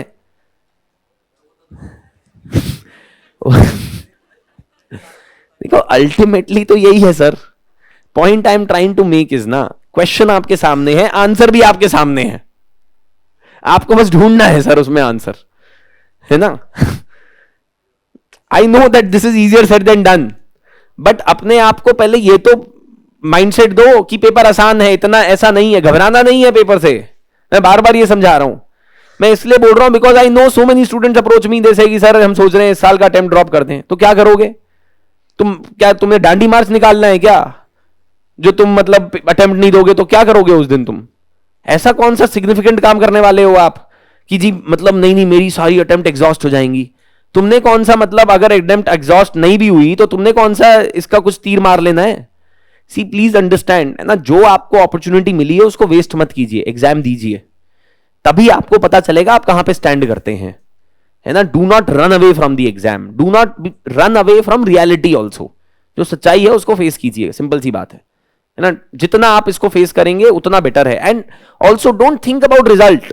बार बार मैं यही बात बोलता हूं, आपके हाथ में है ही नहीं रिजल्ट. आप कितनी भी मेहनत कर लीजिए, there is still a chance that you will flunk the prelims और मेंस और इंटरव्यू और whatever. So why are you talking about or concerned about the outcome or the results? Focus on what you can do. आप अगले 3 महीने का अपना plan बनाइए, उसको रिलीजियसली फॉलो कीजिए. 8 से 10 घंटा पढ़िए, है ना. अभी तक नहीं पढ़े 8 से 10 घंटा कोई दिक्कत नहीं है, बट अब पढ़िएगा 3 महीने, है ना. Ensure that 3 months you are at it. पूरा अपना जो सब कुछ है झोंक दीजिएगा. Everything that you have, just put it into this exam. Believe me, you would have a good chance. I'm not saying you will qualify. I don't know. Who knows who will qualify, who will not qualify. But you will have a good chance at qualifying this exam. Please understand that. Anyway, so this is as far as the provisions of the PISA are concerned. And again, a very important topic for the prelims examination. Another issue which we are not covering here in our polity classes, but which I would recommend strongly to you, you should cover and you should read up a bit about, is Forest Rights Act. No, what is Forest Rights Act, etc., and all of those things, basic provisions of Forest Rights Act as well. Now see, please remember one thing. Chhattisgarh has become the 7th state in India to implement the or frame the rules related to PISA. अब आप सोच के देखिए, PISA बनाए हुए 1996 में, है ना. And till now many states that have Schedule 5 areas have still not formed their rules for the enactment or the enforcement of PISA. This itself shows apathy towards PISA that the state governments have. You should also note the names of these states. I am not saying that you should remember the names of these states, but just note. Andhra Pradesh, Telangana, they have already formed rules, है ना. Gujarat, Maharashtra, Rajasthan, you can club them in your mind that they have also formed rules, and Himachal has formed rules. So it's very easy to remember, you know, that Andhra Pradesh, Telangana, and then these 3 western states have formed their rules, and then the state of Himachal Pradesh has also formed their rule, and now Chhattisgarh has gone on to become the 7th state in India which has framed the rules related to PISA. This same things have been mentioned related to the powers of the Gram Sabha here as well, you know, all those things that we were discussing. Plus on top of that, do remember that the concerned ministry for the implementation or the enforcement of the provisions related to PISA is Ministry of Panchayati Raj. Who is the concerned ministry for the implementation of provisions related to Schedule 5 and Schedule 6?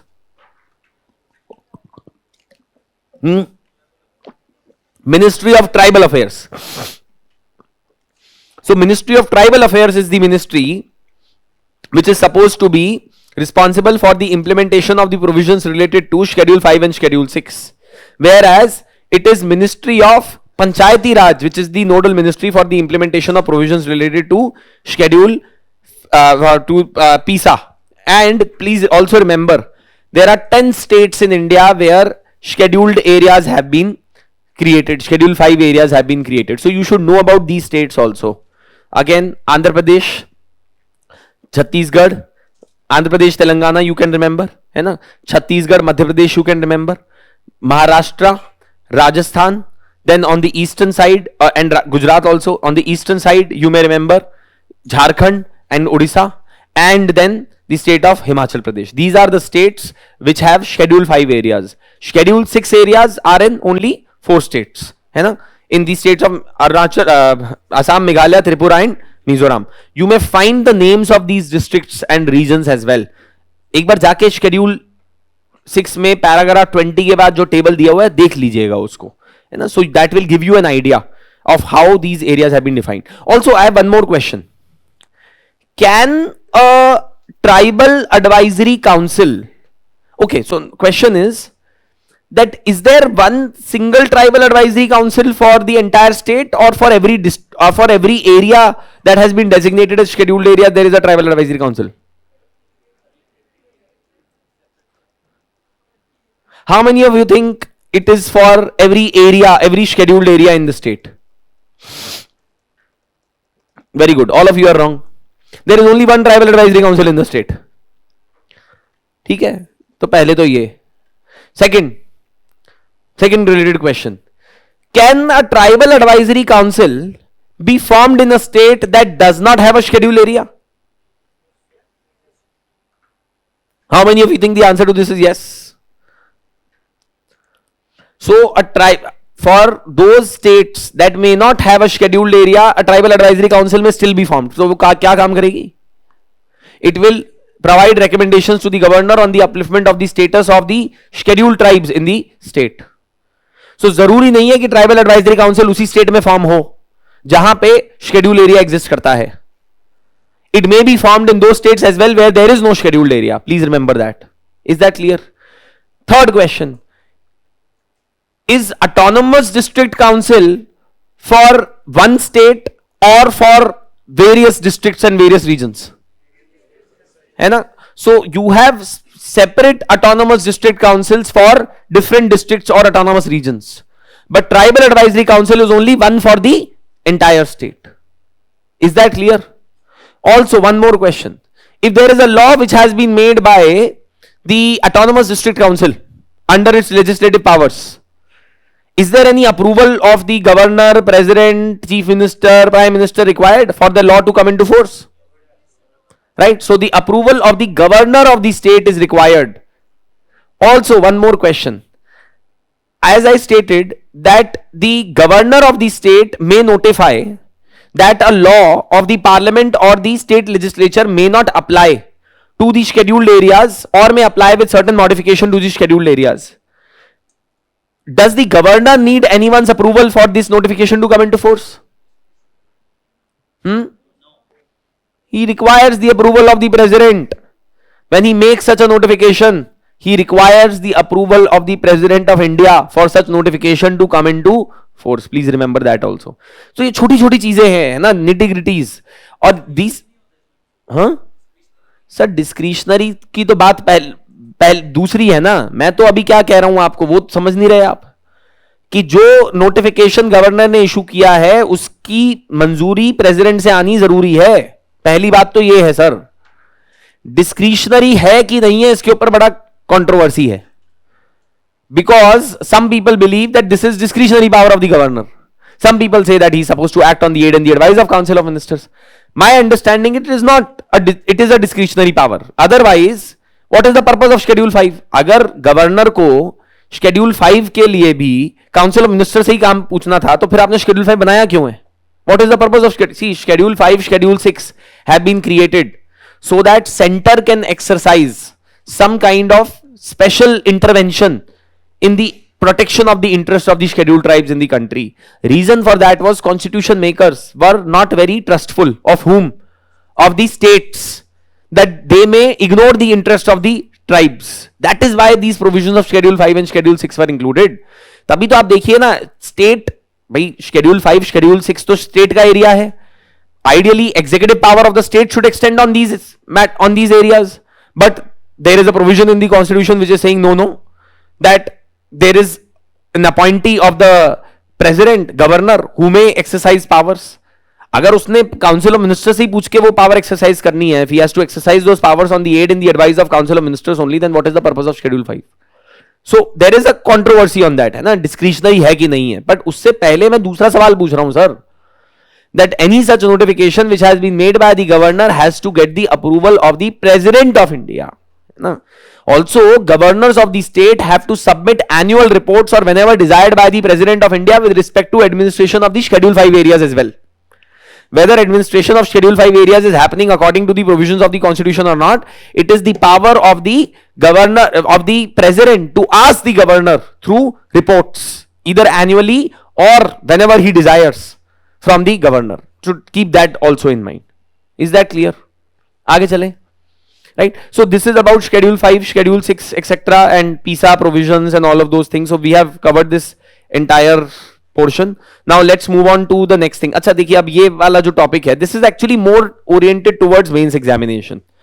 So now there were new number of articles that came in the newspaper, है ना. एक तो जो finance commission है, 15th finance commission, बड़ी important है for prelims exam. Please read up about it.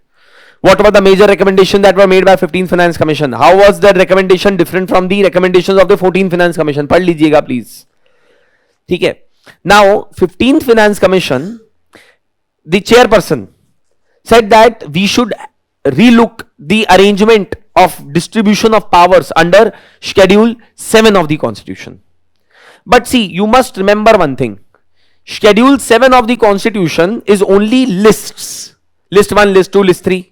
List 1 is union list, list 2 is state list, list 3 is concurrent list. But the actual provision of the constitution that distributes the legislative powers between the union and the states is article 246. I hope you all of you know about it. 246. Distribution of legislative powers in terms of subjects is done according to 246 of the constitution. You know, these lists have been mentioned in schedule 7, but actual provision is 246. So please keep that particular thing in mind. In 246 there is one very interesting provision, 246(4), which says that the parliament has powers to make laws with respect to those areas which are not included in the territory of the states. What does that mean? Parliament of India has powers to make laws with respect to the union territories in India. That is what it means. Second thing you must also remember is that not just under schedule 7 of the constitution, but 248 is also relevant. Why? Residuary powers. It says that those matters which are not mentioned in schedule 7 of the constitution, in all the other matters, powers to legislate would be given to the parliament. 248 residuary powers. Now what you need to keep in mind here is that of course schedule 7 list 1 is much more heavyweight as compared to list 2 or list 3. You know, that is why the entire system of legislation in India is tilting towards the union, towards the center. Plus on top of that we have 249, 252, 253, 250 also. You should know about that also. 249 sabko pata hai. Rajya Sabha can pass a resolution that in national interest parliament can enact a law on the state subject mentioned in the resolution. What is the duration of such a resolution? 1 year. What is the majority with which the Rajya Sabha has to pass this resolution? What 2/3?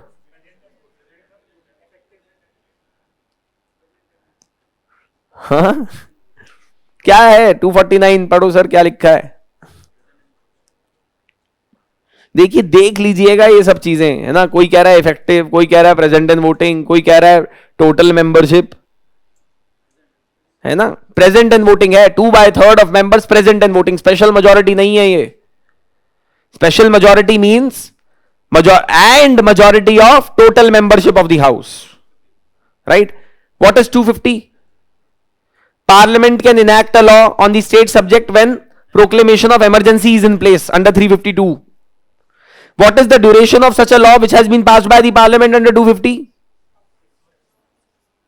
Up to 6 months after proclamation of emergency has ceased to have effect. Not 6 months. 6 months after proclamation of emergency ceases to have effect. 252. Two or more states pass a resolution that the parliament can enact a law on that particular state subject. Once the parliament enacts a law on that state subject, who can repeal that law? Parliament only. 253, that parliament, in order to enforce India's commitment made at the international treaty, convention, agreement, etc., may pass a law on the state subject. इसके ऊपर कोई limitation नहीं है law के ऊपर. Once it is made, it is made. Right? So the point is that please revise all of these things. Anyway, so now suggestions have been made that this arrangement of powers with respect to legislative lists in list 1, list 2, list 3 of schedule 7 should be relooked at, and we should possibly be shifting a few subjects to the states or the newer subjects that are coming in. Instead of saying that everything belongs to the center, we should give some of these powers, legislative powers, to the states as well. That is what we need to understand as a part of this particular topic. Actually, to be honest, as I said, that this is more or less a part of the it is more relevant for the mains examination. Now what you need to keep in mind is that the actual distribution of powers in India's constitutional history between the provinces and the center was done in the Government of India Act of 1935. बस ये इसके अंदर important चीज है. Rest, I mean, other things you can look at. Also, you must also know that if there is any amendment that is supposed to be made to Schedule 7 of the Constitution, it must be approved by, right? It must be approved by at least half of the state legislatures in India. है ना? Provisions under Proviso to Article 368 Clause 2. Right? There are various other things also. For example, if you want to change the provisions of 54 and 55, if you want to change the distribution of the executive powers, 73 and 162, if you want to change the powers related to the Supreme Court of India, chapter 4 of part 5 of the Constitution, if you want to change provisions related to the high courts, then also ratification of the state legislature is required. So please read 368 once, which are the provisions which require ratification of at least half of the state legislatures in India. है ना? तो कौन से state legislature, कौन से cases में ratification चाहिए states का, वो पता होना चाहिए आपको. Right? Question can be asked in the prelims examination from that as well. Is that clear to everyone? Any question? हाँ जी बोलिए सर. सर देखिए, वो तो बोलने की बात है ना, ऐसे फेडरल इशू जहां पे होगा, पर आप कैसे डिफाइन करेंगे फेडरल इशू, है ना? तो of course that is a broad thing, broad sense. What you are saying is correct, but specifically provisions which need to be amended through ratification of at least half of the state legislatures are mentioned in 368 clause 2. ठीक है? तो वो एक बार देख लीजिएगा, मैं ये कह रहा हूं. ठीक है? Anyway, so then next, अच्छा, so provisions related to, अच्छा देखिए इसमें ये सब डिटेल दिया हुआ है बहुत सारा, है ना? This is not of relevance to polity. या पढ़ लीजिएगा इसको, जो भी ये पूरा सतलज यमुना लिंक कनाल के ऊपर and all of those things, and because questions में be asked in geography section from this, so you please read all of that information. None of this is relevant for us as far as the prelims is concerned. What is relevant is article 262. Now you must know that India is a land of rivers, thousands of rivers, and multiple states, many interstate rivers. So it is natural that states will have conflicts over the sharing of the river waters between themselves. Now, constitution makers were very well aware of this. They decided that, okay, if we include provisions in the constitution itself, that the problems that may arise between the states with respect to interstate rivers can be resolved in an amicable manner outside the court, it will be better for the unity and the integrity of the country. See, if two states go to the court and fight it out in the court, imagine the kind of bitter feeling it would leave between the people of those states, between those two states, and it would not be good for national unity and integrity.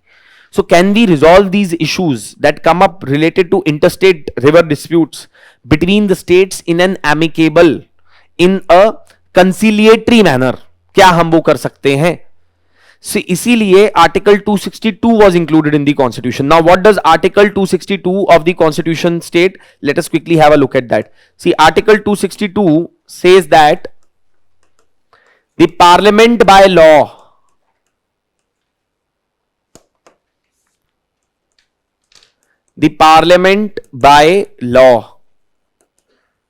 may provide a mechanism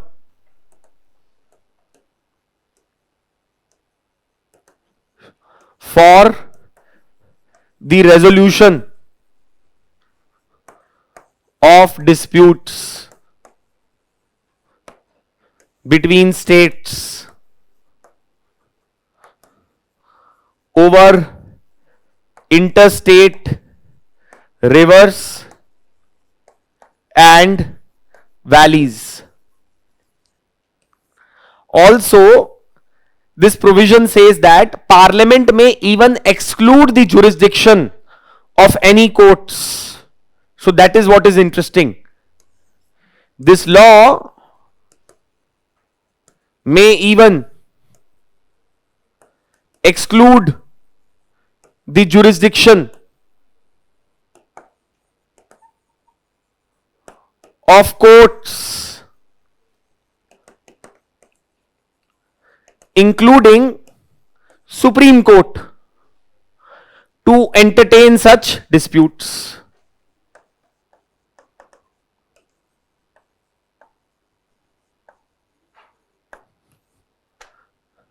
है ना? So, Parliament of India enacted the Interstate River Water Disputes Act 56. Interstate River Water Disputes Act 56.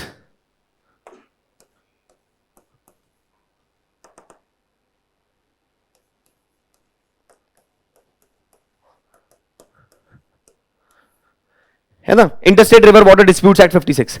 This Interstate River Water Disputes Act 56 states that a state may complain or may request the center to set up a quasi-judicial body called as a tribunal, a river tribunal, to decide the dispute between the states over interstate rivers. This tribunal would be a quasi-judicial body. Basically, it would not be using the principles of Civil Procedure Code, it would not be using the principles of Evidence Act, etc. and all of that.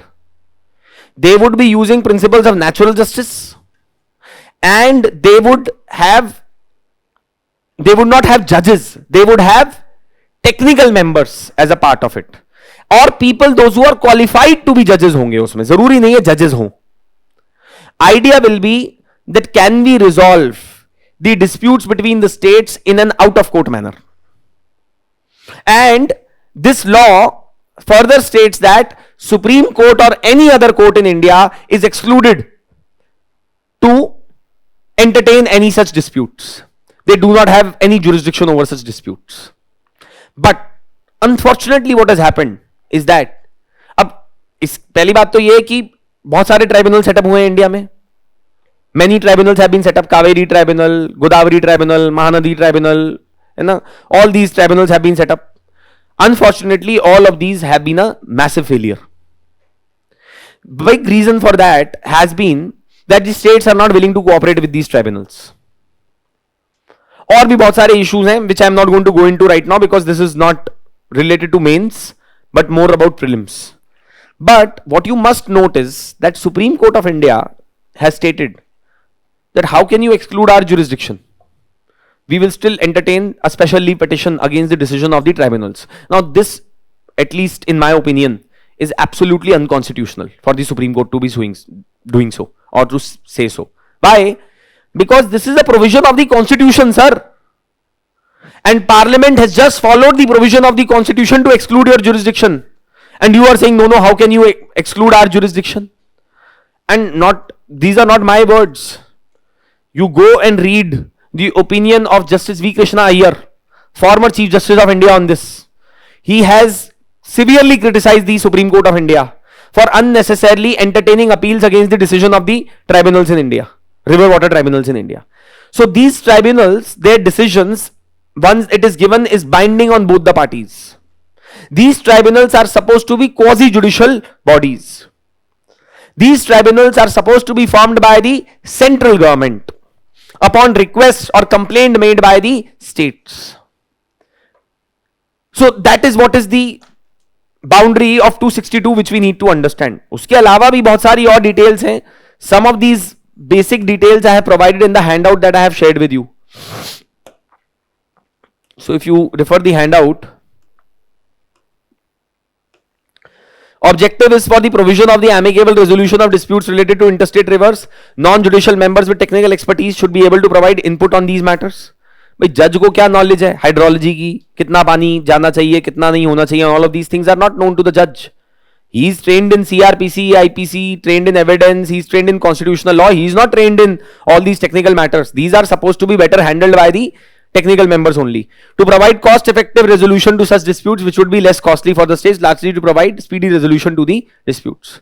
So that is, therefore, under this Interstate River Water Disputes Act was enacted by the parliament, and as a result of that, various tribunals, various interstate river water tribunals have been established in India. Unfortunately, most of these have been unsuccessful in resolving these disputes. So primarily that is what you should remember. Also, there is one more act that was passed by the parliament, which was the River Board Act of 56. This River Boards Act is to form river boards for interstate rivers and interstate valleys in India, so as to develop the interstate rivers and interstate valleys, so that these disputes do not arise only between the states. Dispute क्या है कि मुझे पानी कम मिल रहा है. How can you address that issue? By increasing the overall availability of the water in the river, by developing the river valley in a proper manner. So for that, River Boards Act was also enacted, but unfortunately that also has been a failure, right? Anyway, so this is what we need to keep in mind as far as the disputes related to the interstate river is concerned. Also, you must know that the water is included in state as well as in union list. Regulation and development of interstate river and valleys is included in union list, and water supplies, irrigation, canal, drainage, etc. is included in the state list. And basic provisions of the Interstate River Water Disputes Act of 56 I have already discussed with you. If you are interested, you may look at the provisions that were introduced in the 2019 amendment that were made to this particular act, but I think that is quite irrelevant today for the prelims examination, so you may skip it. Is that clear to everyone? Any questions till here? I'll just quickly take two more topics and then we'll go into a break. Now, another topic is 9th schedule of the Constitution. So, 9th schedule introduced by which constitutional amendment? First, Article 31B of the Indian Constitution. What does Article 31B of the Constitution state? Can anyone tell me?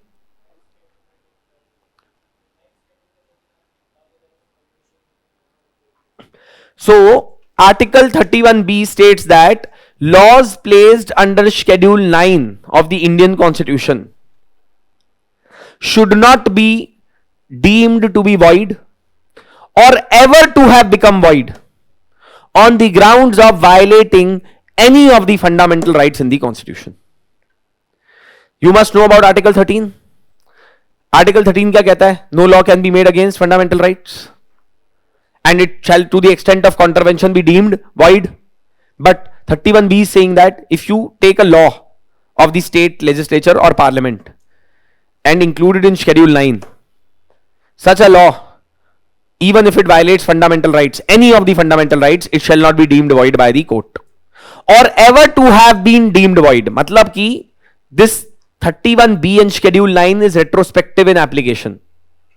That means that if there is a law which has been passed by the parliament and which was declared unconstitutional by the court on the grounds of violating fundamental rights, what can you do? You can include that law by amending Schedule 9, by bringing in a Constitutional Amendment Act, and add that to Schedule 9, and that law would become alive again. This Schedule 9 has a retrospective effect. पर ये तो बड़ी समस्या है. This basically means that Parliament can put any law in Schedule 9 and then can save it from the scrutiny of the courts, review of the courts. And we know that in Keshavananda Bharati case, Supreme Court of India has stated that judicial review is a part of basic structure. So in 2007, in the IR Coelho versus State of Tamil Nadu case, Supreme Court of India's constitutional bench states that if there is a law which has been placed in Schedule 9 after 24th of April 1973, the date of Keshavananda Bharati, then the court would have powers to even examine the constitutionality of that law on the grounds of violating the basic structure of the constitution. So if such a law that has been placed in Schedule 9 after 24th of April 1973 violates the basic structure of the constitution, it shall be deemed void by the courts. There is one more additional information that you should know. The court also states that Article 14, 19 and 21 are a part of basic structure of the constitution.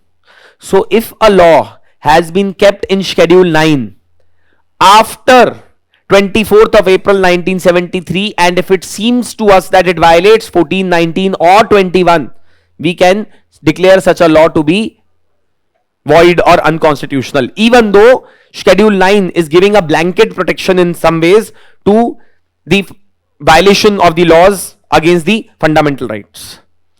Do remember one more thing, that whether a law would be placed in Schedule 9 or not is a power of Parliament of India.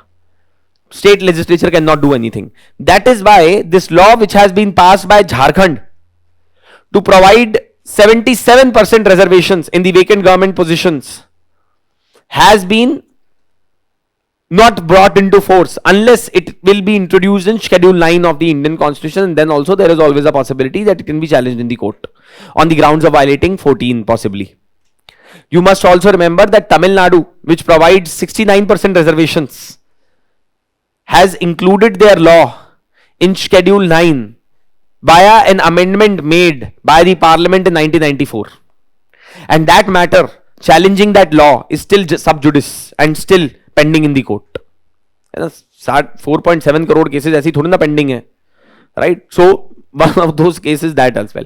Anyway, so that is about 9th schedule of the Indian Constitution. Is that clear to everyone? Any questions on this? Boli sir. हाँ, of course. हाँ. हाँ, that's why I said 20 after 24th of April. ठीक है.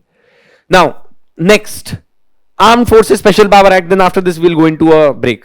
See, AFSPA is a law which was made by the Parliament of India to give special powers to the armed forces operating in areas which are designated as disturbed areas. Who has the powers to declare a particular area as a disturbed area where AFSPA would apply or not? Either the president or the governor. है ना, ये governor के पास भी power है और ये power central government के पास भी है. Of course, if the governor makes a declaration that a particular area has been declared as a disturbed area, that requires approval of the central government also. Right? So an area can be declared as a disturbed area. You may read it also. AFSPA grants special powers to the armed forces to bring back order in the disturbed areas. Whether an area is a disturbed area or not would be determined by the president or by the governor. Now, one thing which you should understand is that what is this special powers? There are certain special immunities and powers which have been given to the members of the armed forces in the areas where AFSPA is in force. First, they can conduct any kind of search, seizure and arrest without a warrant in any case in areas where AFSPA is in force. Secondly, if in case they feel that there is a considerable danger to law and order, to public peace and tranquility, they may use appropriate force in order to overcome that particular threat. and this force they may even use, court has stated, without giving a warning as well at times. भाई terrorist सामने से आ रहा है, आपको लग रहा है कि टेररिस्ट है सामने, so you may open force. So अब देखिए कितनी ड्रैकोनियन पावर है ये. You may open fire on anyone basically. आप किसी के भी घर में घुस सकते हैं, किसी को भी तलाशी ले सकते हैं, किसी की भी गाड़ी में तलाशी ले सकते हैं, है ना. It says actually anyone's property, anyone's body, और for that matter any vessel और any car, any kind of vehicle for the movement as well. किसी की भी तलाशी ली जा सकती है. And third very important immunity which has been provided is that prosecution against the officers, those who are involved in the maintenance of law and order in these areas cannot be carried out in the disturbed areas unless, मतलब इनके खिलाफ case file होने के बाद का जो भी पूरा प्रोसेस है प्रोसिक्यूशन का, it can not happen till the time approval has been given by the concerned government. जब तक कंसर्न्ड गवर्नमेंट, स्टेट या सेंट्रल गवर्नमेंट जिसके भी वो ऑफिसर है, जब तक गवर्नमेंट अप्रूवल ना दे दे, till that time there can be no inquiry, there can be no prosecution which can be initiated against them in case of any complaint that they may have, that may be encountered with respect to performance of their duties in such areas. So these are very draconian powers, because आप किसी का भी murder कर दें, किसी का भी rape कर दें, और उसके बाद आपके खिलाफ जो है केस फाइल नहीं होगा जब तक कि अप्रूवल ना आ जाए गवर्नमेंट से, है ना. So this is what is AFSPA. Now why this particular thing has been in news, because there are certain areas of Manipur, Assam and Nagaland, especially after the incident that happened in Mon district in Nagaland, AFSPA has been revoked from certain areas. No, you should also know that in some states of India, AFSPA has been completely revoked in the past as well. For example, Nagaland. है ना, Nagaland से completely AFSPA को जो है, sorry, not Nagaland, Tripura, I'm sorry, Tripura. In 2015, AFSPA was completely revoked from the state of Tripura in 2015. Right? So those are some of the things which you need to keep in mind as far as AFSPA is concerned. So it is supposed to be declared by governor of the state and administrator of UT or by the central government. Is that clear? Any questions still here? Okay. So we go into a break for a few minutes. After that, we will resume with the rest of the topics. So let's resume. Right. So we have talked about 9th schedule. We have talked about the Armed Forces Special Power Act. Let's talk about the Interstate Council also. Very similar to the zonal councils that we have discussed. Interstate councils are bodies that are supposed to be set up according to a presidential order as per Article 263 of the Constitution. The President of India may notify the creation of an interstate council. That is what Article 263 states. After the recommendations of the Sarkaria Commission, that is the first Center-State Relation Commission that was formed, the Government of India issued a notification, and in 1990, the Permanent Interstate Council was formed in India. The Interstate Council shall consist of the Prime Minister as the chairperson, shall also consist of 6 other senior cabinet ministers to be chosen by the Prime Minister of India. It should consist of the chief ministers of all the states in India, the chief ministers of the state of the UT of Pondicherry and Delhi, and the administrator of all the other union territories.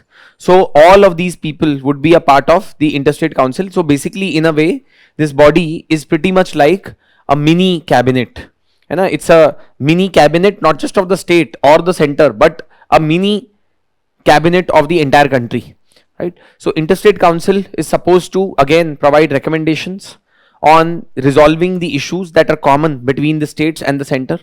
Also, it would be a platform for the states and the center to come together and discuss issues that concern them. Right. That is what the Interstate Council is supposed to be doing.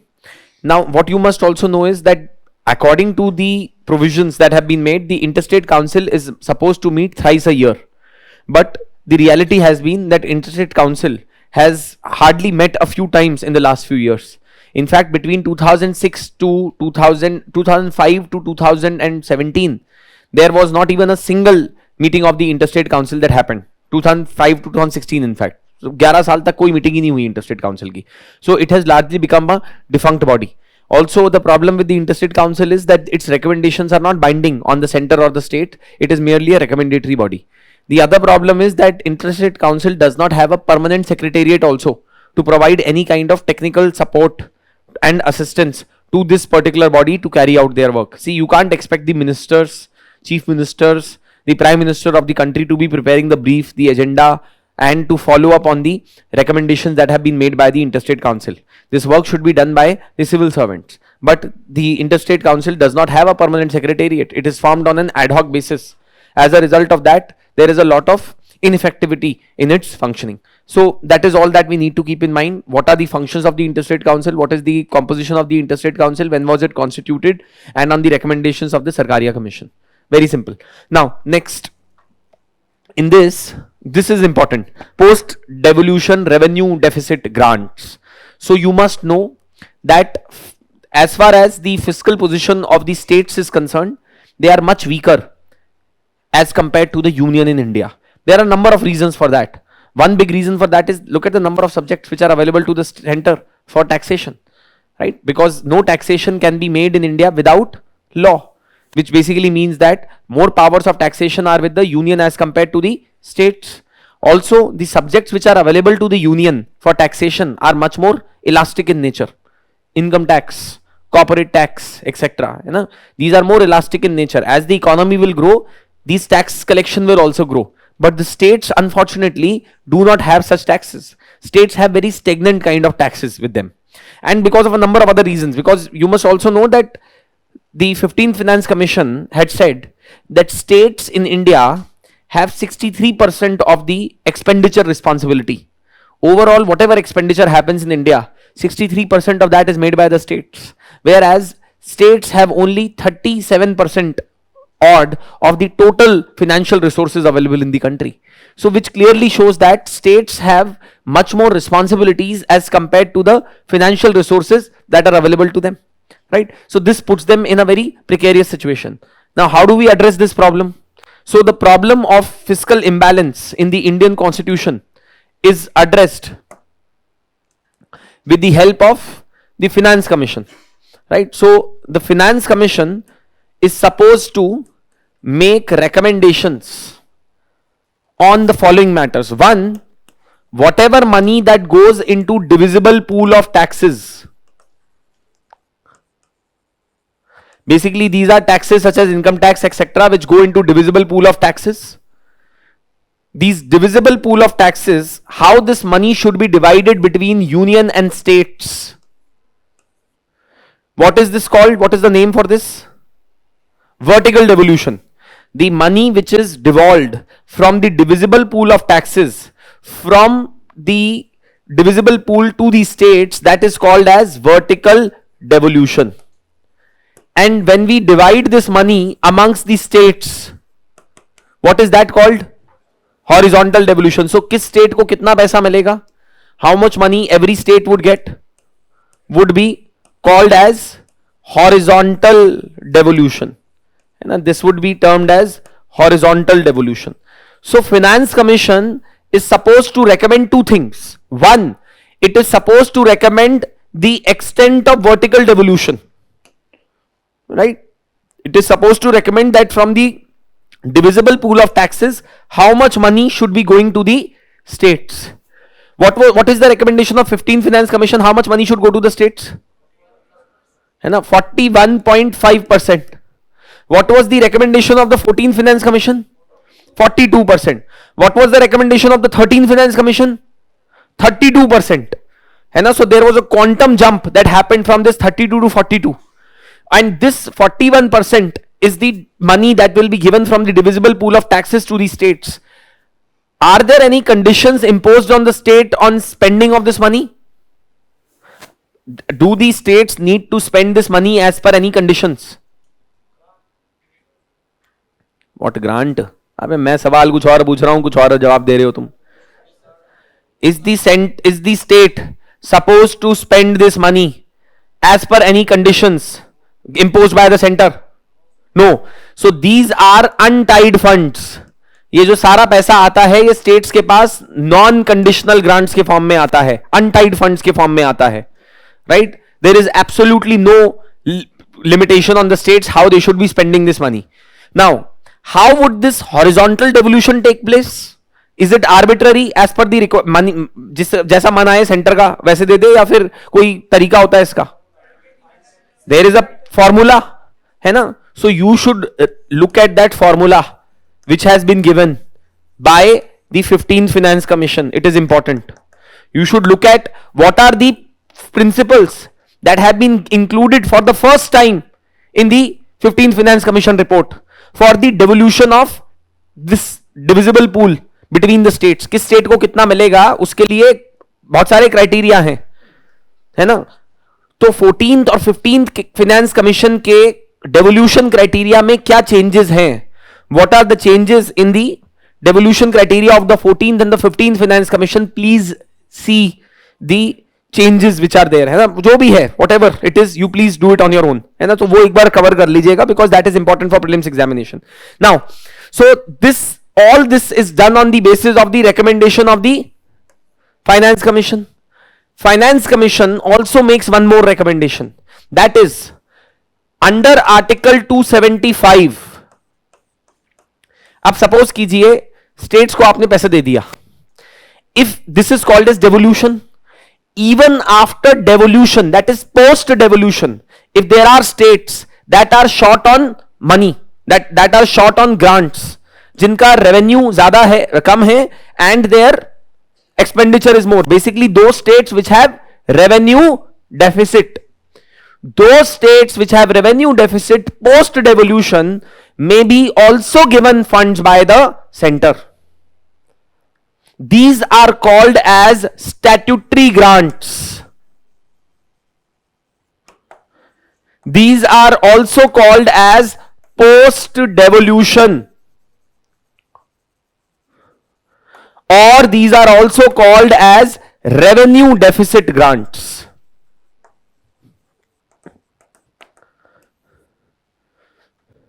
Is that clear?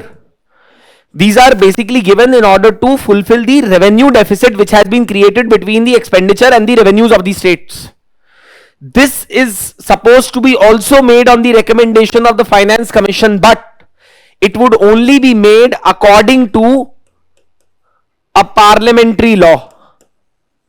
That is why they are called as statutory grants. They are supposed to be made on the recommendation of the Finance Commission, but according to a parliamentary law. जब law pass होगी parliamentary, तभी ये 275 में grants दिए जाएंगे, which are called as statutory grants. Is that clear to everyone? But there is one more type of grant under 275. Does anyone know about it? अरे यार कुछ भी मत बोलो ना, excess grant and all that.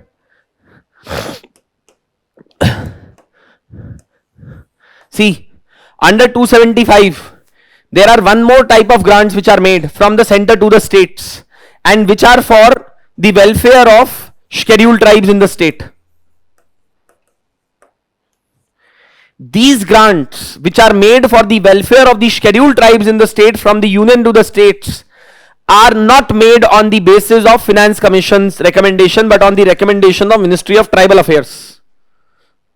And they are supposed to be made according to a parliamentary law. So basically statutory grants दो तरीके के होते हैं, one which are to meet the revenue deficit, and the other one which is for the welfare of the scheduled tribes. The ones which are made for the revenue deficit are made on the recommendations of the Finance Commission, and these ones are made on the recommendation of the Ministry of Tribal Affairs. Not all the states get post revenue deficit grants, please remember that. सबको नहीं मिलते post devolution grants, कुछ ही states को मिलते हैं. Also you must know how many states would be given this grant. सारी states को सारे सालों नहीं मिलेंगे. See the present term of implementation of the recommendations of 15th finance commission is what 2021 to 2026.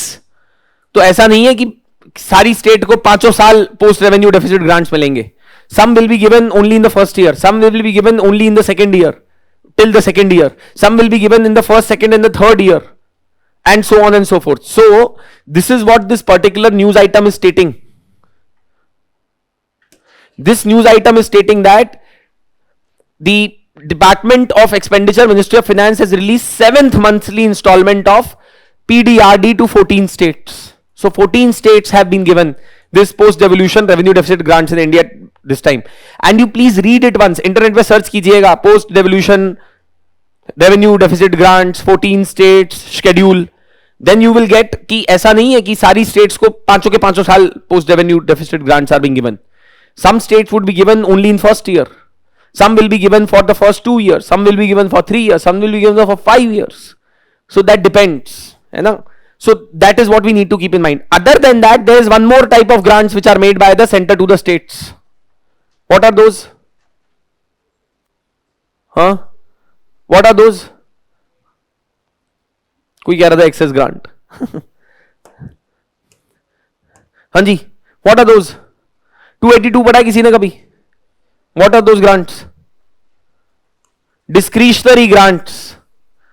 Article 282 says that the center may also make certain grants for other purposes to the states, which are called as discretionary grants. These are made as per discretion of the center. ये centre की मर्जी है, वो किसको कितना देना चाहता है. ठीक है. So these are made as per discretion of the center, and therefore these grants are always susceptible to politicization.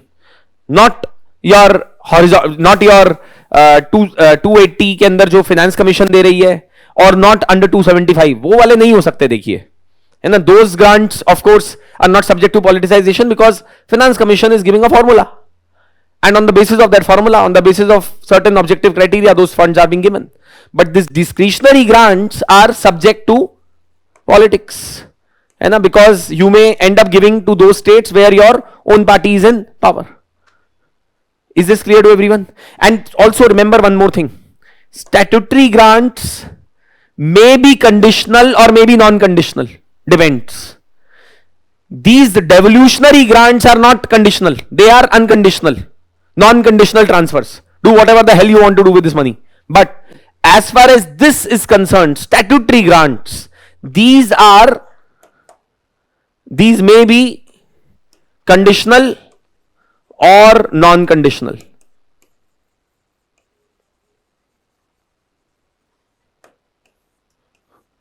They may be conditional or non-conditional. Is that clear to everyone? Right? Now there is one more thing. Under Article 292 and 293, borrowing powers of the union and the states in India. In India, the union government has powers to borrow any amount of money as far as it is well within the limits laid down by the Parliament of India. And they can borrow this money from within India, they can borrow this money from outside India as well. India से भी raise कर सकते हैं, India के बाहर से भी पैसा बोरो कर सकती है भारत सरकार. States on the other hand, according to Article 293, can only borrow money within India. They cannot borrow money from outside India. Directly तो नहीं कर सकते. जब आप न्यूज़पेपर वगैरह में भी पढ़ते होंगे कि एडीबी ने लोन दिया या वर्ल्ड बैंक ने लोन दिया किसी एक पर्टिकुलर स्टेट को, it does not mean that the money has been given directly to the states. Actually, that money is given to the center only. Center then gives it to the states because there is a constitutional limitation. Second is, if there is a state in India which has an outstanding loan to pay back to the center, then they cannot raise more money unless they get the approval of the center. So basically, if let's say you are some X state and you have some loan to pay back to the center, then you cannot raise more money by borrowing within India unless you take the consent of the center.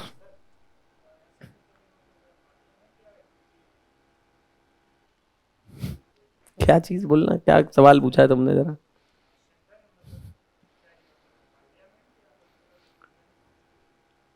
Sir centre का मतलब है parliament और union executive. Centre है ना, union. Centre means centre sir, union that means the union government, parliament, जो भी आप बोलें उसको, जैसे भी आप उसको डेजिग्नेट करना चाहें. Of course here it means central government, है ना. पार्लियामेंट थोड़ी ना अप्रूवल देगी कि लोन रेज करना है कि नहीं करना है. It will be given by the union government. So union government के अप्रूवल के बिना states can not raise further money unless they have paid their outstanding loan to the center. Now the reality is in India, most of the states have an outstanding loan to pay back to the center already. So as a result of that, center often imposes conditions on the states that if you want to raise more money, if you want to borrow more money within India, then you need to fulfill certain conditions. For example, last year government said that we will raise the limit of the borrowing for the states, but there is one condition: you enroll in one nation one ration card, है ना. So this is what I am basically coming to. 292 and 293 वो भी पढ़ लीजिएगा एक बार. Borrowing powers of the union and the borrowing powers of the states in India. Is that clear? Now the other thing which we need to keep in mind is, okay, so this is about the post devolution revenue deficit grants, statutory grants. See देखिए, जब आप topic पढ़ें तो ऐसे पढ़ना है आपको, है ना. करंट अफेयर्स के topic, when someone asked yesterday ना कि सर कैसे पढ़ना है PT 365, this is how you have to cover. Every piece of information means that you should go back and read the basics related to that topic. Otherwise, see, UPSC has gone beyond those days now that they will ask you. और देखिए, ये UPSC पहले भी नहीं शायद पूछती थी ऐसे सवाल तो, और अब तो बिल्कुल ही नहीं है कि दे विल आस्क यू कि okay how many states have been given post revenue deficit grants, ये थोड़ी ना सवाल आएगा. और दे विल नॉट से कि ओके विच डिपार्टमेंट हैज और which instalment of the post revenue deficit grants has been released, है ना. ऐसे सवाल नहीं पूछती है UPSC, right. This is beneath dignity of UPSC to ask such questions. ये क्वेश्चंस बैंक पीओ और स्टेट सर्विस कमीशन ही पूछे तो उनके लिए अच्छा है, नॉट यूपीएससी, है ना. सर स्टेट तो मैं आपको ऐसे ऐसे सवाल दिखाऊंगा कि वो कैसे कैसे पूछते हैं फिर स्टेट के तो अलग ही सवाल है सर, है ना. वो तो किसी भी लेवल पे जा सकते हैं, not UPSC, at least that I can tell you. ठीक है. एनीवे, सो दिस इज अच्छा. Autonomous district councils we have already discussed, right. You may read some of these things. There are 10 ADCs in Assam, Meghalaya, Tripura, Mizoram, 4 nominated by the governor, 26 people are supposed to be elected, etc., and all of those. What are the powers of the ADCs, etc.? All those factors we have discussed. Now moving on to the next topic, public interest litigation. Any questions here, sir? Sorry?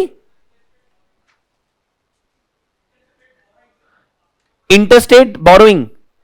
Sir, whatever borrowing that the states make, whether from other state or whether through raising money from the market or whether through bonds, they cannot raise any money unless they pay back their outstanding loan to the center or they need to take consent of the center. Simple as that. यही है rule. ठीक है.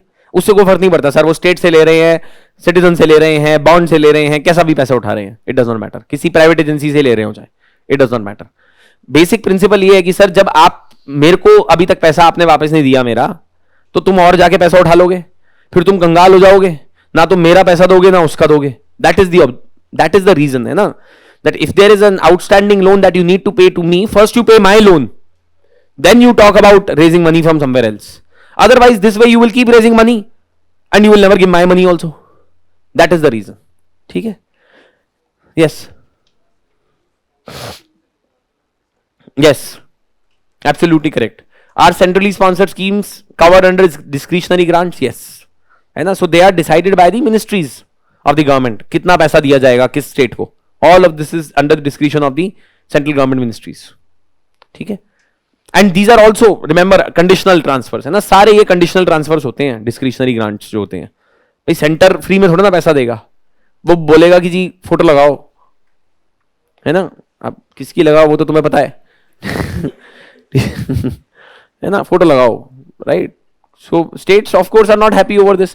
Reason for that also is because states are saying यार 40% तो हम दे रहे हैं, 60% तुम दे रहे हो, है ना. फोटो तुम्हारी लगा दे हम. That is why the chief minister of West Bengal was saying कि वैक्सीन के ऊपर इनका ही क्यों फोटो लगाए, मेरा भी लगाओ. When I am paying 50% of the money for the vaccines, why is his photograph only there, मेरी भी तो लगाओ. अब वो तो ठीक है, whatever the politics of it is. Now public interest litigation, what is PIL? See, in a case called as Husainara Khatun versus State of Bihar, an objection was raised by the petitioner that, sir, look at the plight of under trials in Bihar prisons. They are in a very bad state. And why don't you do something?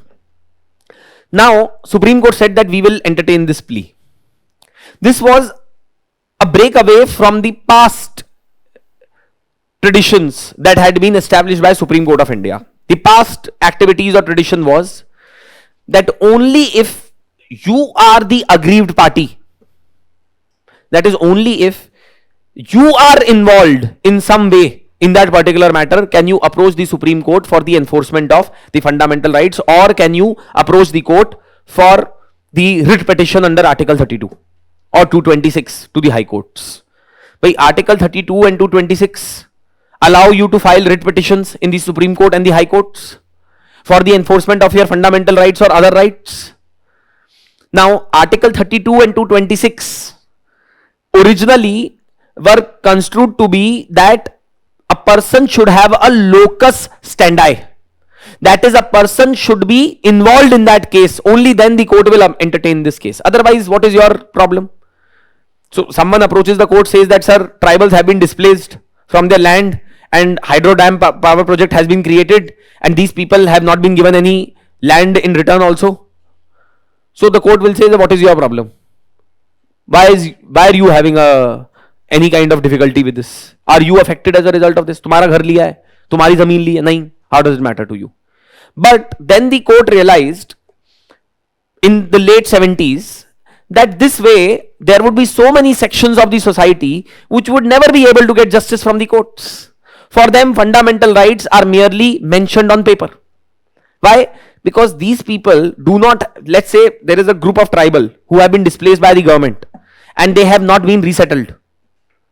They approach the government and say कि sir हमारी तो जमीन भी छीन ली, हमारा livelihood भी छीन लिया, हमारे को डिस्प्लेस भी कर दिया, हमारा सब कुछ छीन लिया, and nothing has been done. These people first and foremost do not have the resources to approach the court. Secondly, they do not have awareness and knowledge also. But इसका मतलब ये थोड़ी ना है that they don't have fundamental rights or they are not citizens of this country.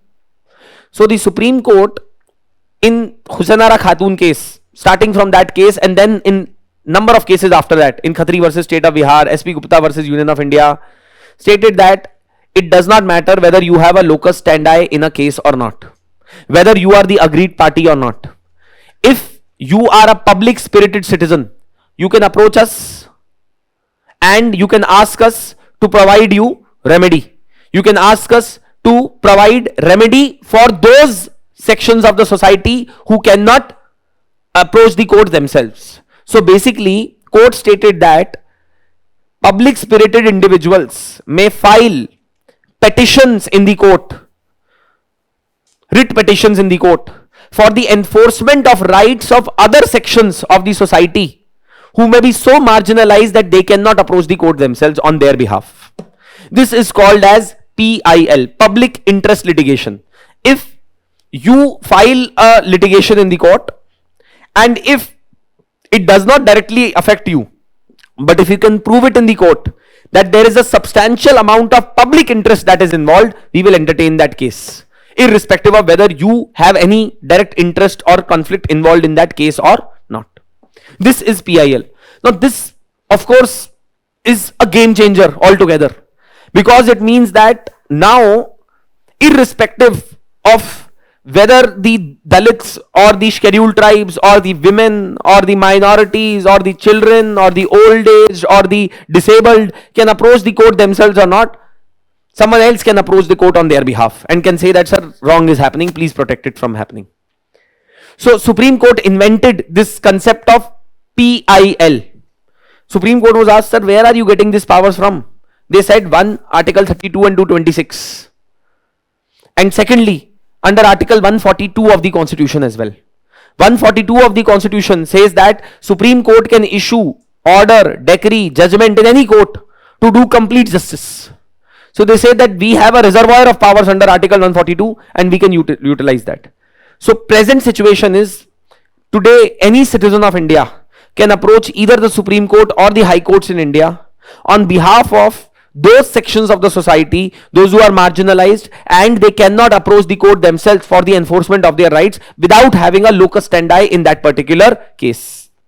So you must have read that only in the case of habeas corpus and in the case of quo warranto, locus standi does not apply. But the reality is that even in other writs as well, there is no necessity for you to have a locus standi today. That entire principle of locus standi stands diluted today. But let's say if a question is asked in the exam, of course you should be intelligent about it. You should look at the question. अगर वो PIL के perspective से पूछा है तो अलग बात है. But otherwise, habeas corpus and in case of quo warranto, there is no locus standi that is required, but in case of certiorari, in case of prohibition, in case of mandamus, you need to have a locus standi. But you must remember that generally this entire principle of locus standi has been diluted today. And if you can prove there is a substantial public interest that is involved, the court will entertain such a case. This is what is the concept of PIL. But see, you must also remember that there are so many frivolous PILs that are being filed in the country today. People are approaching the court for random nonsense issues. Right? There was one mandir which had been constructed by a couple, doctor couple in UP or in MP. It was, they called it as Corona Mata Mandir. So it was made on government land. When the municipal authorities decided to demolish it, they approached the court. They filed a PIL. They stated that, sir, public interest is involved. हमने तो एक corona माता मंदिर बनाया था लोगों को corona से बचाने के लिए. है ना? So please, look into this matter. Supreme Court में जब ये मैटर गया, कोर्ट में जब मैटर गया, तो court imposed a penalty on this couple. They said that you should not approach the court again.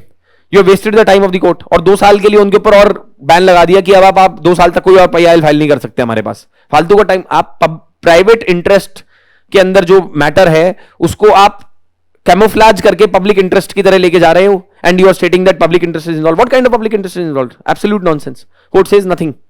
है ना? सो that is what this entire thing is about. Recently, Supreme Court has objected to frivolous PILs and imposed penalties on petitioner for filing luxury litigations.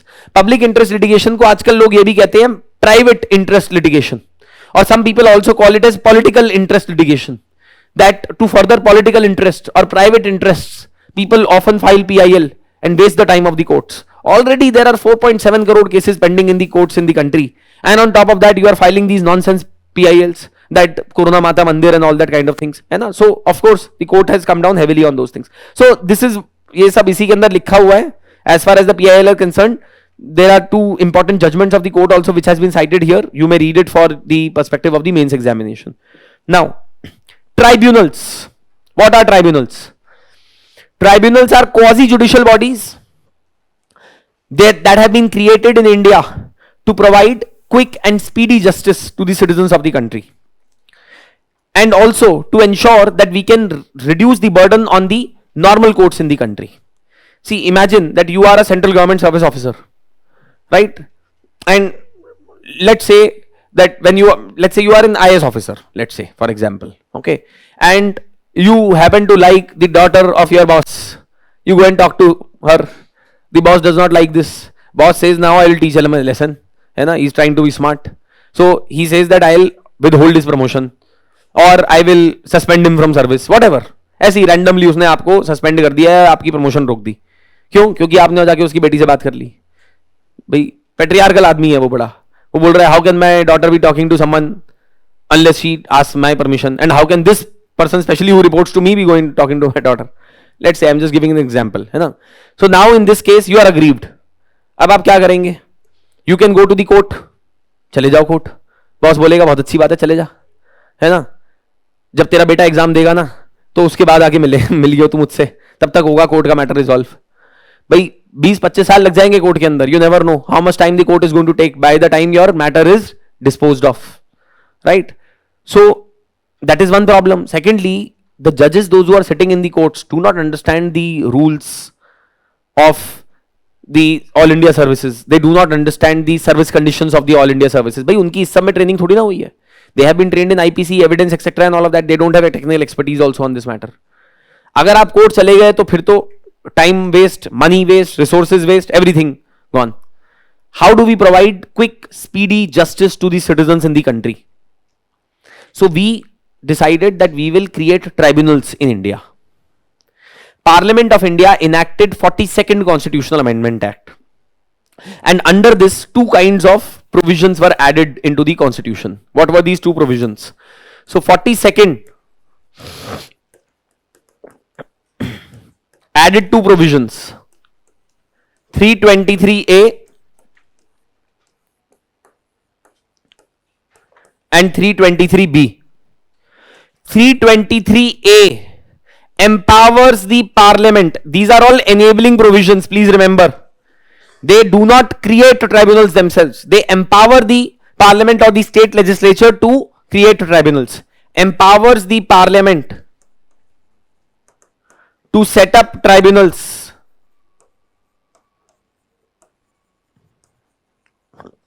to decide disputes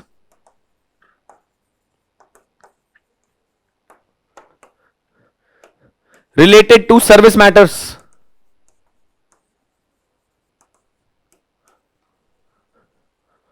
of the officers of union or states. Only parliament can set up what is called as administrative tribunals. These tribunals will be termed as administrative tribunals.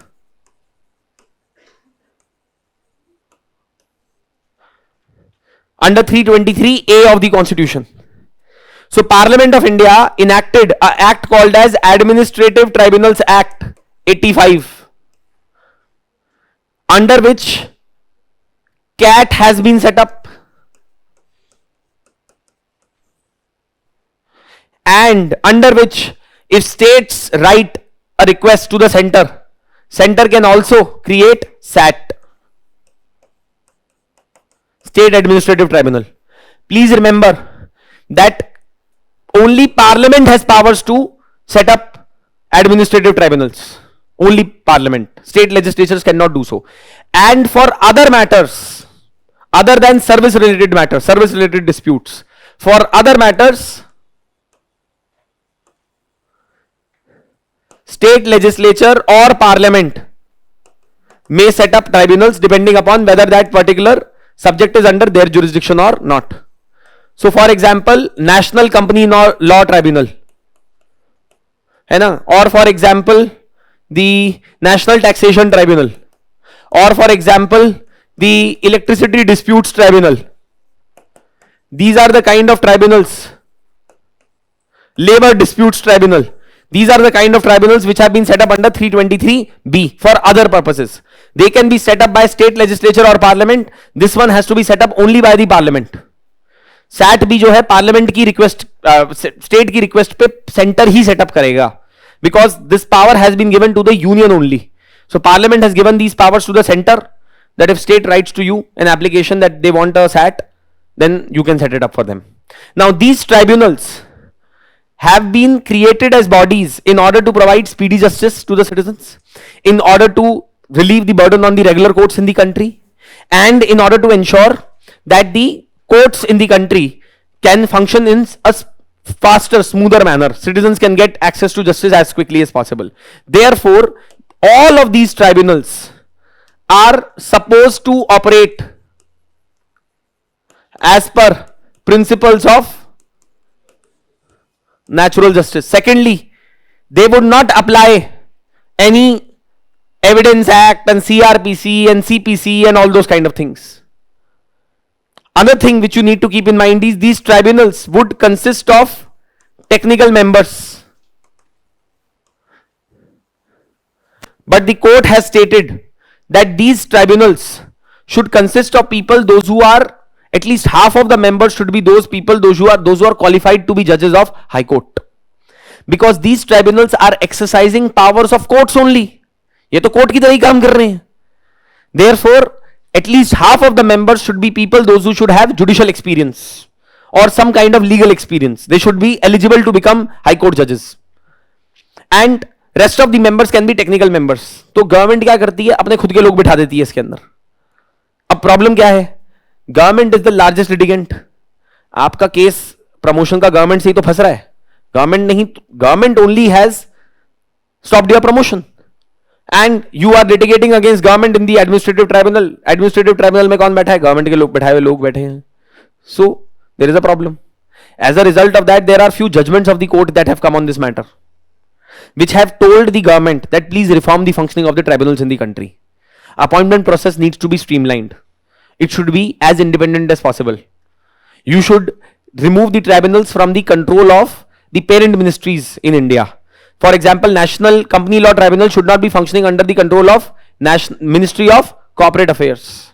So all those kind of things have been mentioned in various judgments. What I'll do is, In the next class when we meet, I will share a handout with you on the tribunals as well, of some basic notes related to tribunals, so that you can read it apart from whatever has been covered in your PT365 notes. But you should know about tribunals, this, at least this basic aspect you should know, right? Now the point is, what is the news about these tribunals? See, one is that the constitutionality of these tribunals were challenged in the Supreme Court in Sampath Kumar case, Sampath Kumar versus Union of India 87, and then in the L Chandra Kumar case 1997. Supreme Court of India has upheld the constitutionality of the tribunals in the country, both administrative and for other purposes, but it has stated that the membership of the tribunals should be such that people having considerable judicial experience should be members of these tribunals. Secondly, it has also given a number of series of directions to be followed in the functioning of these tribunals. Thirdly, very important, a decision of the tribunal can be challenged in front of a division bench of the High Court. Also, tribunals cannot issue any kind of judgment over the validity of the parent law itself. What I mean to say is, let's say National Company Law Tribunal Act has been passed by the Parliament, and the tribunal has been given powers to decide disputes related to company law. Now, this tribunal cannot question the validity, constitutional validity of the National Company Law Tribunal Act itself. वो उसके पास power नहीं है, because this will then get into constitutional domain, and that is the power only of the High Courts or the Supreme Court in India. So, in the recent judgment, Supreme Court of India has stated that the tribunals in India are subject to be under the control of the high courts concerned in the states. So do remember that as well. I will share some short notes on the tribunals with you. You may refer that. हाँ जी sir बोलिए. Traditional courts also apply principles of natural justice, sir, but at the same time they have to specifically go as per Evidence Act, procedural laws, or CPC, CRPC. Here they will not apply any of those strict procedural laws. That is the thing. Of course, principle of natural justice is supposed to be followed by any court, है ना? But they would operate purely on the basis of principles of natural justice only, not on basis of any archaic procedural laws. Because see, these archaic procedural laws are very cumbersome, sir. अगर आपका CrPC में case होगा तो पहले आप evidence produce करेंगे, evidence act के according evidence produce होना चाहिए, then examination of witnesses, cross examination of witnesses, examination of evidence, cross examination of evidence. It's a very long process, है ना? That is. अरे सर, अब उसके बारे में मैं क्या बात करूं, बताइए sir. There are so many things which are happening in this country which are grossly unconstitutional and illegal, but what do we do about it? क्या करें? This is how it is. This is how democracies are destroyed. This is how institutions are destroyed. तो अब किस justice ने क्या किया, और वो खुद सेक्सुअल हरासमेंट का केस के अंदर खुद अपनी कमेटी में बना के बैठ गए और खुद को अब्सॉल्व कर दिया. अब इसमें मैं क्या कर सकता हूं सर, है ना? सर कहां गए और कहां नहीं गए, है ना, हमें उससे क्या लेना देना है सर. ठीक है, आप अपनी तैयारी पे फोकस कीजिए. सिंपल सी बात है. अगर आप इस सब चीजों में जाएंगे तो फिर एक्टिविस्ट बन जाइए, है ना, और फिर मुद्दे कम पड़ जाएंगे, और अगले दिन पुलिस आपके घर पे आएगी, सेडिशन का केस लगेगा आप पे, और आपके घर वालों के ऊपर भी बैठेगी इंक्वायरी 50 तरीके की. मेरे ऊपर ही बैठ जाएगी अब ये सब बोलने के लिए. ठीक है, तो it's better that you just keep your mouth shut and focus on your work. That's all I can suggest, है ना. Anyway, so next. हाँ जी, arbitration is not. I'll come to arbitration. I'll discuss it. It's a separate matter altogether. ठीक है. So anyway, so this is as far as the tribunals are concerned. As I said, I will share some short notes with you related to this. Actually, there are some changes that have been made in this Tribunal Reforms Act of 2021. You may just refer it, but I don't think that questions will be asked related to this. फिर भी एक बार पढ़ लीजिएगा. Still, I will share some basic notes related to tribunals with you, and you will be in a better situation. Appointment of judges पे आ जाते हैं. Now, as far as the appointment of judges is concerned, this is a very important topic for this year's. So, one is that in India's constitution, the constitution originally said that the appointment of the judges of the Supreme Court and the High Court should be made by the President of India in consultation with the Chief Justice of India and the other senior most judges of the Supreme Court. And in case of High Court judges, the governor of the state must also be consulted. And that was the original provision of the constitution. But now what has happened is that first in 73, after the Keshwananda Bharti case, we know that how the next senior most judge of the Supreme Court was ignored and was superseded, and Justice A.N. Ray was made the Chief Justice of India after the Keshwananda Bharti judgment, because the government did not like that judgment. Then after ADM Jabalpur judgment, the same happened. Justice H.R. Khanna was ignored and Justice M.H. Beg was made the Chief Justice of India, superseding the senior judge above him. Till 73 तो हम यही condition follow करते आए कि जी chief justice कौन होगा, next in line would be that person who is the senior most judge of the Supreme Court at the time of the retirement of the sitting Chief Justice. Also, as far as the appointment till the 70s, 80s is concerned, it was largely amicable. Why? See, you have to understand, 50s and 60s were actually a very good time for the functioning of the constitution. Reason for that is because there was अभी नया constitution बना है, अभी से ही violate थोड़ा करना start कर देंगे इसको.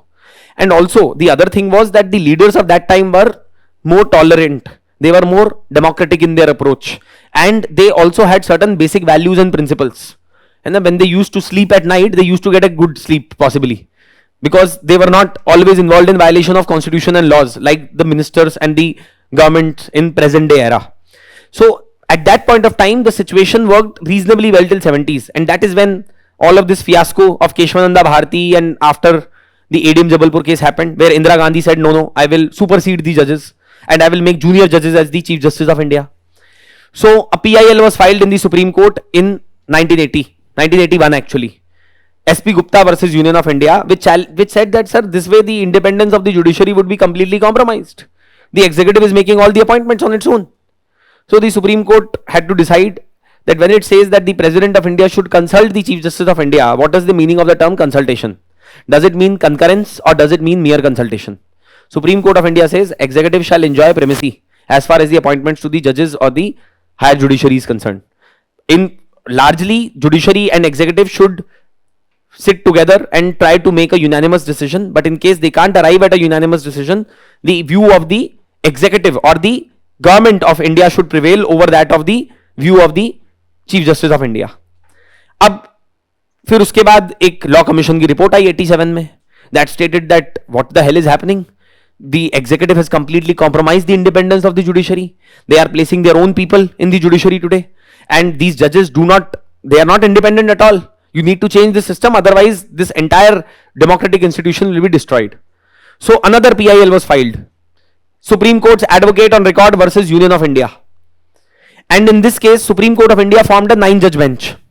Supreme Court stated that our opinion in SP Gupta was wrong. The appointment should be made as per concurrence of the Chief Justice of India, and the judiciary should have primacy in the appointments to the higher judiciary. So then the question was asked that, sir, the opinion of Chief Justice is his own opinion. He said, no. They have to consult two senior most judges of the Supreme Court while giving this opinion to the President of India. But the Supreme Court somehow failed to clarify that, let's say that among these 3 judges also if there is a disagreement, then what should the Chief Justice do? If the 2 judges are saying no on a name and he thinks that yes, we should agree with this name for the appointment as a judge of the Supreme Court or High Court, then what should happen? So when President K.R. Narayanan was the President of India, he wrote to the Supreme Court under Article 143, advisory jurisdiction of the Supreme Court. I hope all of you know about it. Right? There are 2 types of advisory jurisdiction of the Supreme Court.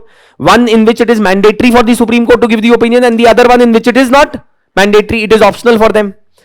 The one in which it is mandatory for them to give an opinion to the President of India is the one which relates to a pre-constitutional agreement, treaty, etc. And on any other matter, it is the choice of the Supreme Court whether they want to give the opinion or not. Now, Supreme Court on this matter clarified with respect to their judgment in the second judge's case, or what is called as SC Advocates on Record versus Union of India. The Supreme Court states that the Chief Justice of India is not supposed to give his personal opinion. Actually, there would be a collegium of judges. So this is where the actual collegium system came into picture. Even though the foundation of this had been laid down in the second judge's case only, but the actual details were specified in the third judge's case. So the collegium, the Supreme Court says that in case of appointment of Supreme Court judges, and in case of the transfer of high court judges should be as follows. It should consist of Chief Justice of India plus 4 senior most judges of the Supreme Court. But in case of transfer of high court judges, the Chief Justice should also consult additionally Chief Justice of 2 high courts, one from where the person is getting transferred and the one to where person is being transferred, है ना. So that is another. तो ये बन जाएगा basically 5 plus 2 7 हो जाएगा ये, plus there is 5 plus 1 also. You must have read it in the newspaper. 5 plus 1 is, देखिए कोलिजियम वैसे कितना होना चाहिए 5 जजेस का, but if the next Chief Justice of India is not in these 5 judges, then he should also be a part of the collegium. Do you get what I'm trying to say? If the next in line to become the Chief Justice of India is not in these 5 judges of the Supreme Court, 4 senior most and chief, आप बोलोगे कि sir पर senior most तो होगा ही, पर ऐसा हो सकता है ना कि जब तक चीफ जस्टिस रिटायर करेगा तब तक ये चारों रिटायर कर चुके होंगे, ये भी तो हो सकता है. सो in case if the senior most judge, next senior most judge or next in line to be chief justice is not in the 5 judges, then that person should also be included and the collegium would become a 6 judges collegium. The Supreme Court stated that the opinion of the collegium should all be obtained in writing and only then the executive is bound by the opinion of the collegium, otherwise nothing happening. Also, even if 2 judges in the collegium object, then veto.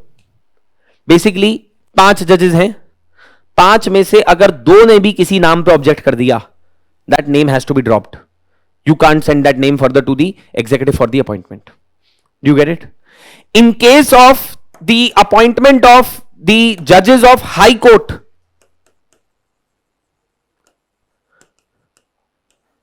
the process shall begin at the High Court itself. First, what will happen? Chief Justice of High Court will consult 2 senior most judges of High Court. Then he will give these names to the Chief Justice of India.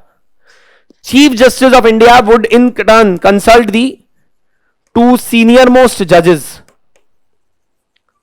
of Supreme Court, and then that opinion will be given to the President of India. All this entire process has to be conducted in writing only. सब कुछ writing में होगा. And as far as possible, the Chief Justice should try to keep the decision unanimous. But अगर 2 judges भी object कर देते हैं, that is the end of it. This is what is the collegium system, which you need to understand. Now you must know, when the NJAC Act was brought in 2014, what was the composition of the NJAC supposed to be? वो पढ़ लीजिएगा please जाके, है ना? And you should also know what were the reasons because of which this NJAC Act was struck down by the court. I'll give you some notes on that also in the next class. The other thing which you should also know is that then, अब जब इतना टक्कर हो गया centre और judiciary के बीच में, between the government and the judiciary, so then at that point of time it was decided that let us evolve what is called as memorandum of procedure. So there is an MOP that has been formed. This MOP is supposed to guide the procedure for the appointment of the judges in the higher judiciary in India, right? But unfortunately this MOP has still not been agreed upon completely between the states and the between the union and the judiciary. Central government और judiciary अभी भी terms पे नहीं आ पाए हैं इस memorandum of procedure के लिए, and as a result of that there are significant delays in the appointment of the जजेस. Various questions have been raised over the functioning of the collegium. Certain questions are valid, some of them are exaggeration, but the reality is that there is a problem with the functioning of the collegium. The entire judiciary has become a hub of nepotism and favoritism today. That is the unfortunate truth of the judiciary in India. So that needs to be overcome. That is why you would have seen that the present Chief Justice has made some efforts at least that the reasons because of which a particular person has been appointed or has not been appointed by the collegium should be placed in public. तो अब आप supreme court की website पे जाएंगे तो सारे reasons और सब कुछ उसके ऊपर दिया हुआ है.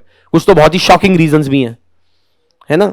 So you must have read ना कि भाई प्राइम मिनिस्टर के ट्वीट के ऊपर इन्होंने जो है क्रिटिसाइज कर दिया, तो इसलिए that is why it seems that you should not be appointed. So these are very, very disturbing facts which are coming in front of the people today. But unfortunately, at least that is happening. है ना, कहीं से तो start हुआ है collegium system की functioning के ऊपर discussion. So that is what you need to be aware of. So if you look at the content. So this one is just talking about the collegium system and the first and the second and the third judge's case, etc. and all of those things. है ना? I'll share some notes with you related to this, but this is what you broadly need to understand till here. Any questions or any doubts?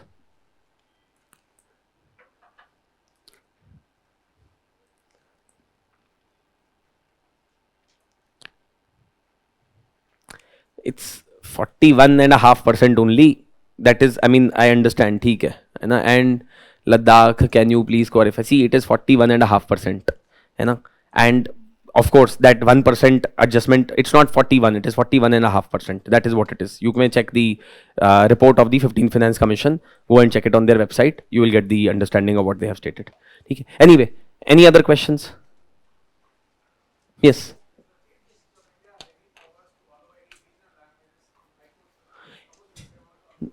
No. The chief, okay, so does the Chief Justice of India has any powers to allow any kind of regional languages in the high courts in the country? No. This power is purely in the hands of the executive at the state level. They would have to consult the president and also, of course, the Chief Justice of the concerned high court as well. Okay. Also, one more thing. Students had asked, one of the students asked me during the break that can any language be adopted as an official language of a state? Yes. Any language that is spoken by any minority, majority community within the state may be adopted as an official language of the state. So state may have multiple languages as well. Okay, yes sir. नहीं, हाँ same है उसकी. See actually there were multiple questions that were raised. एक case में multiple questions raised होते हैं ना, तो one of those was related to the PIL as well. ठीक है? Okay, thank you so much. I'll see you on Monday.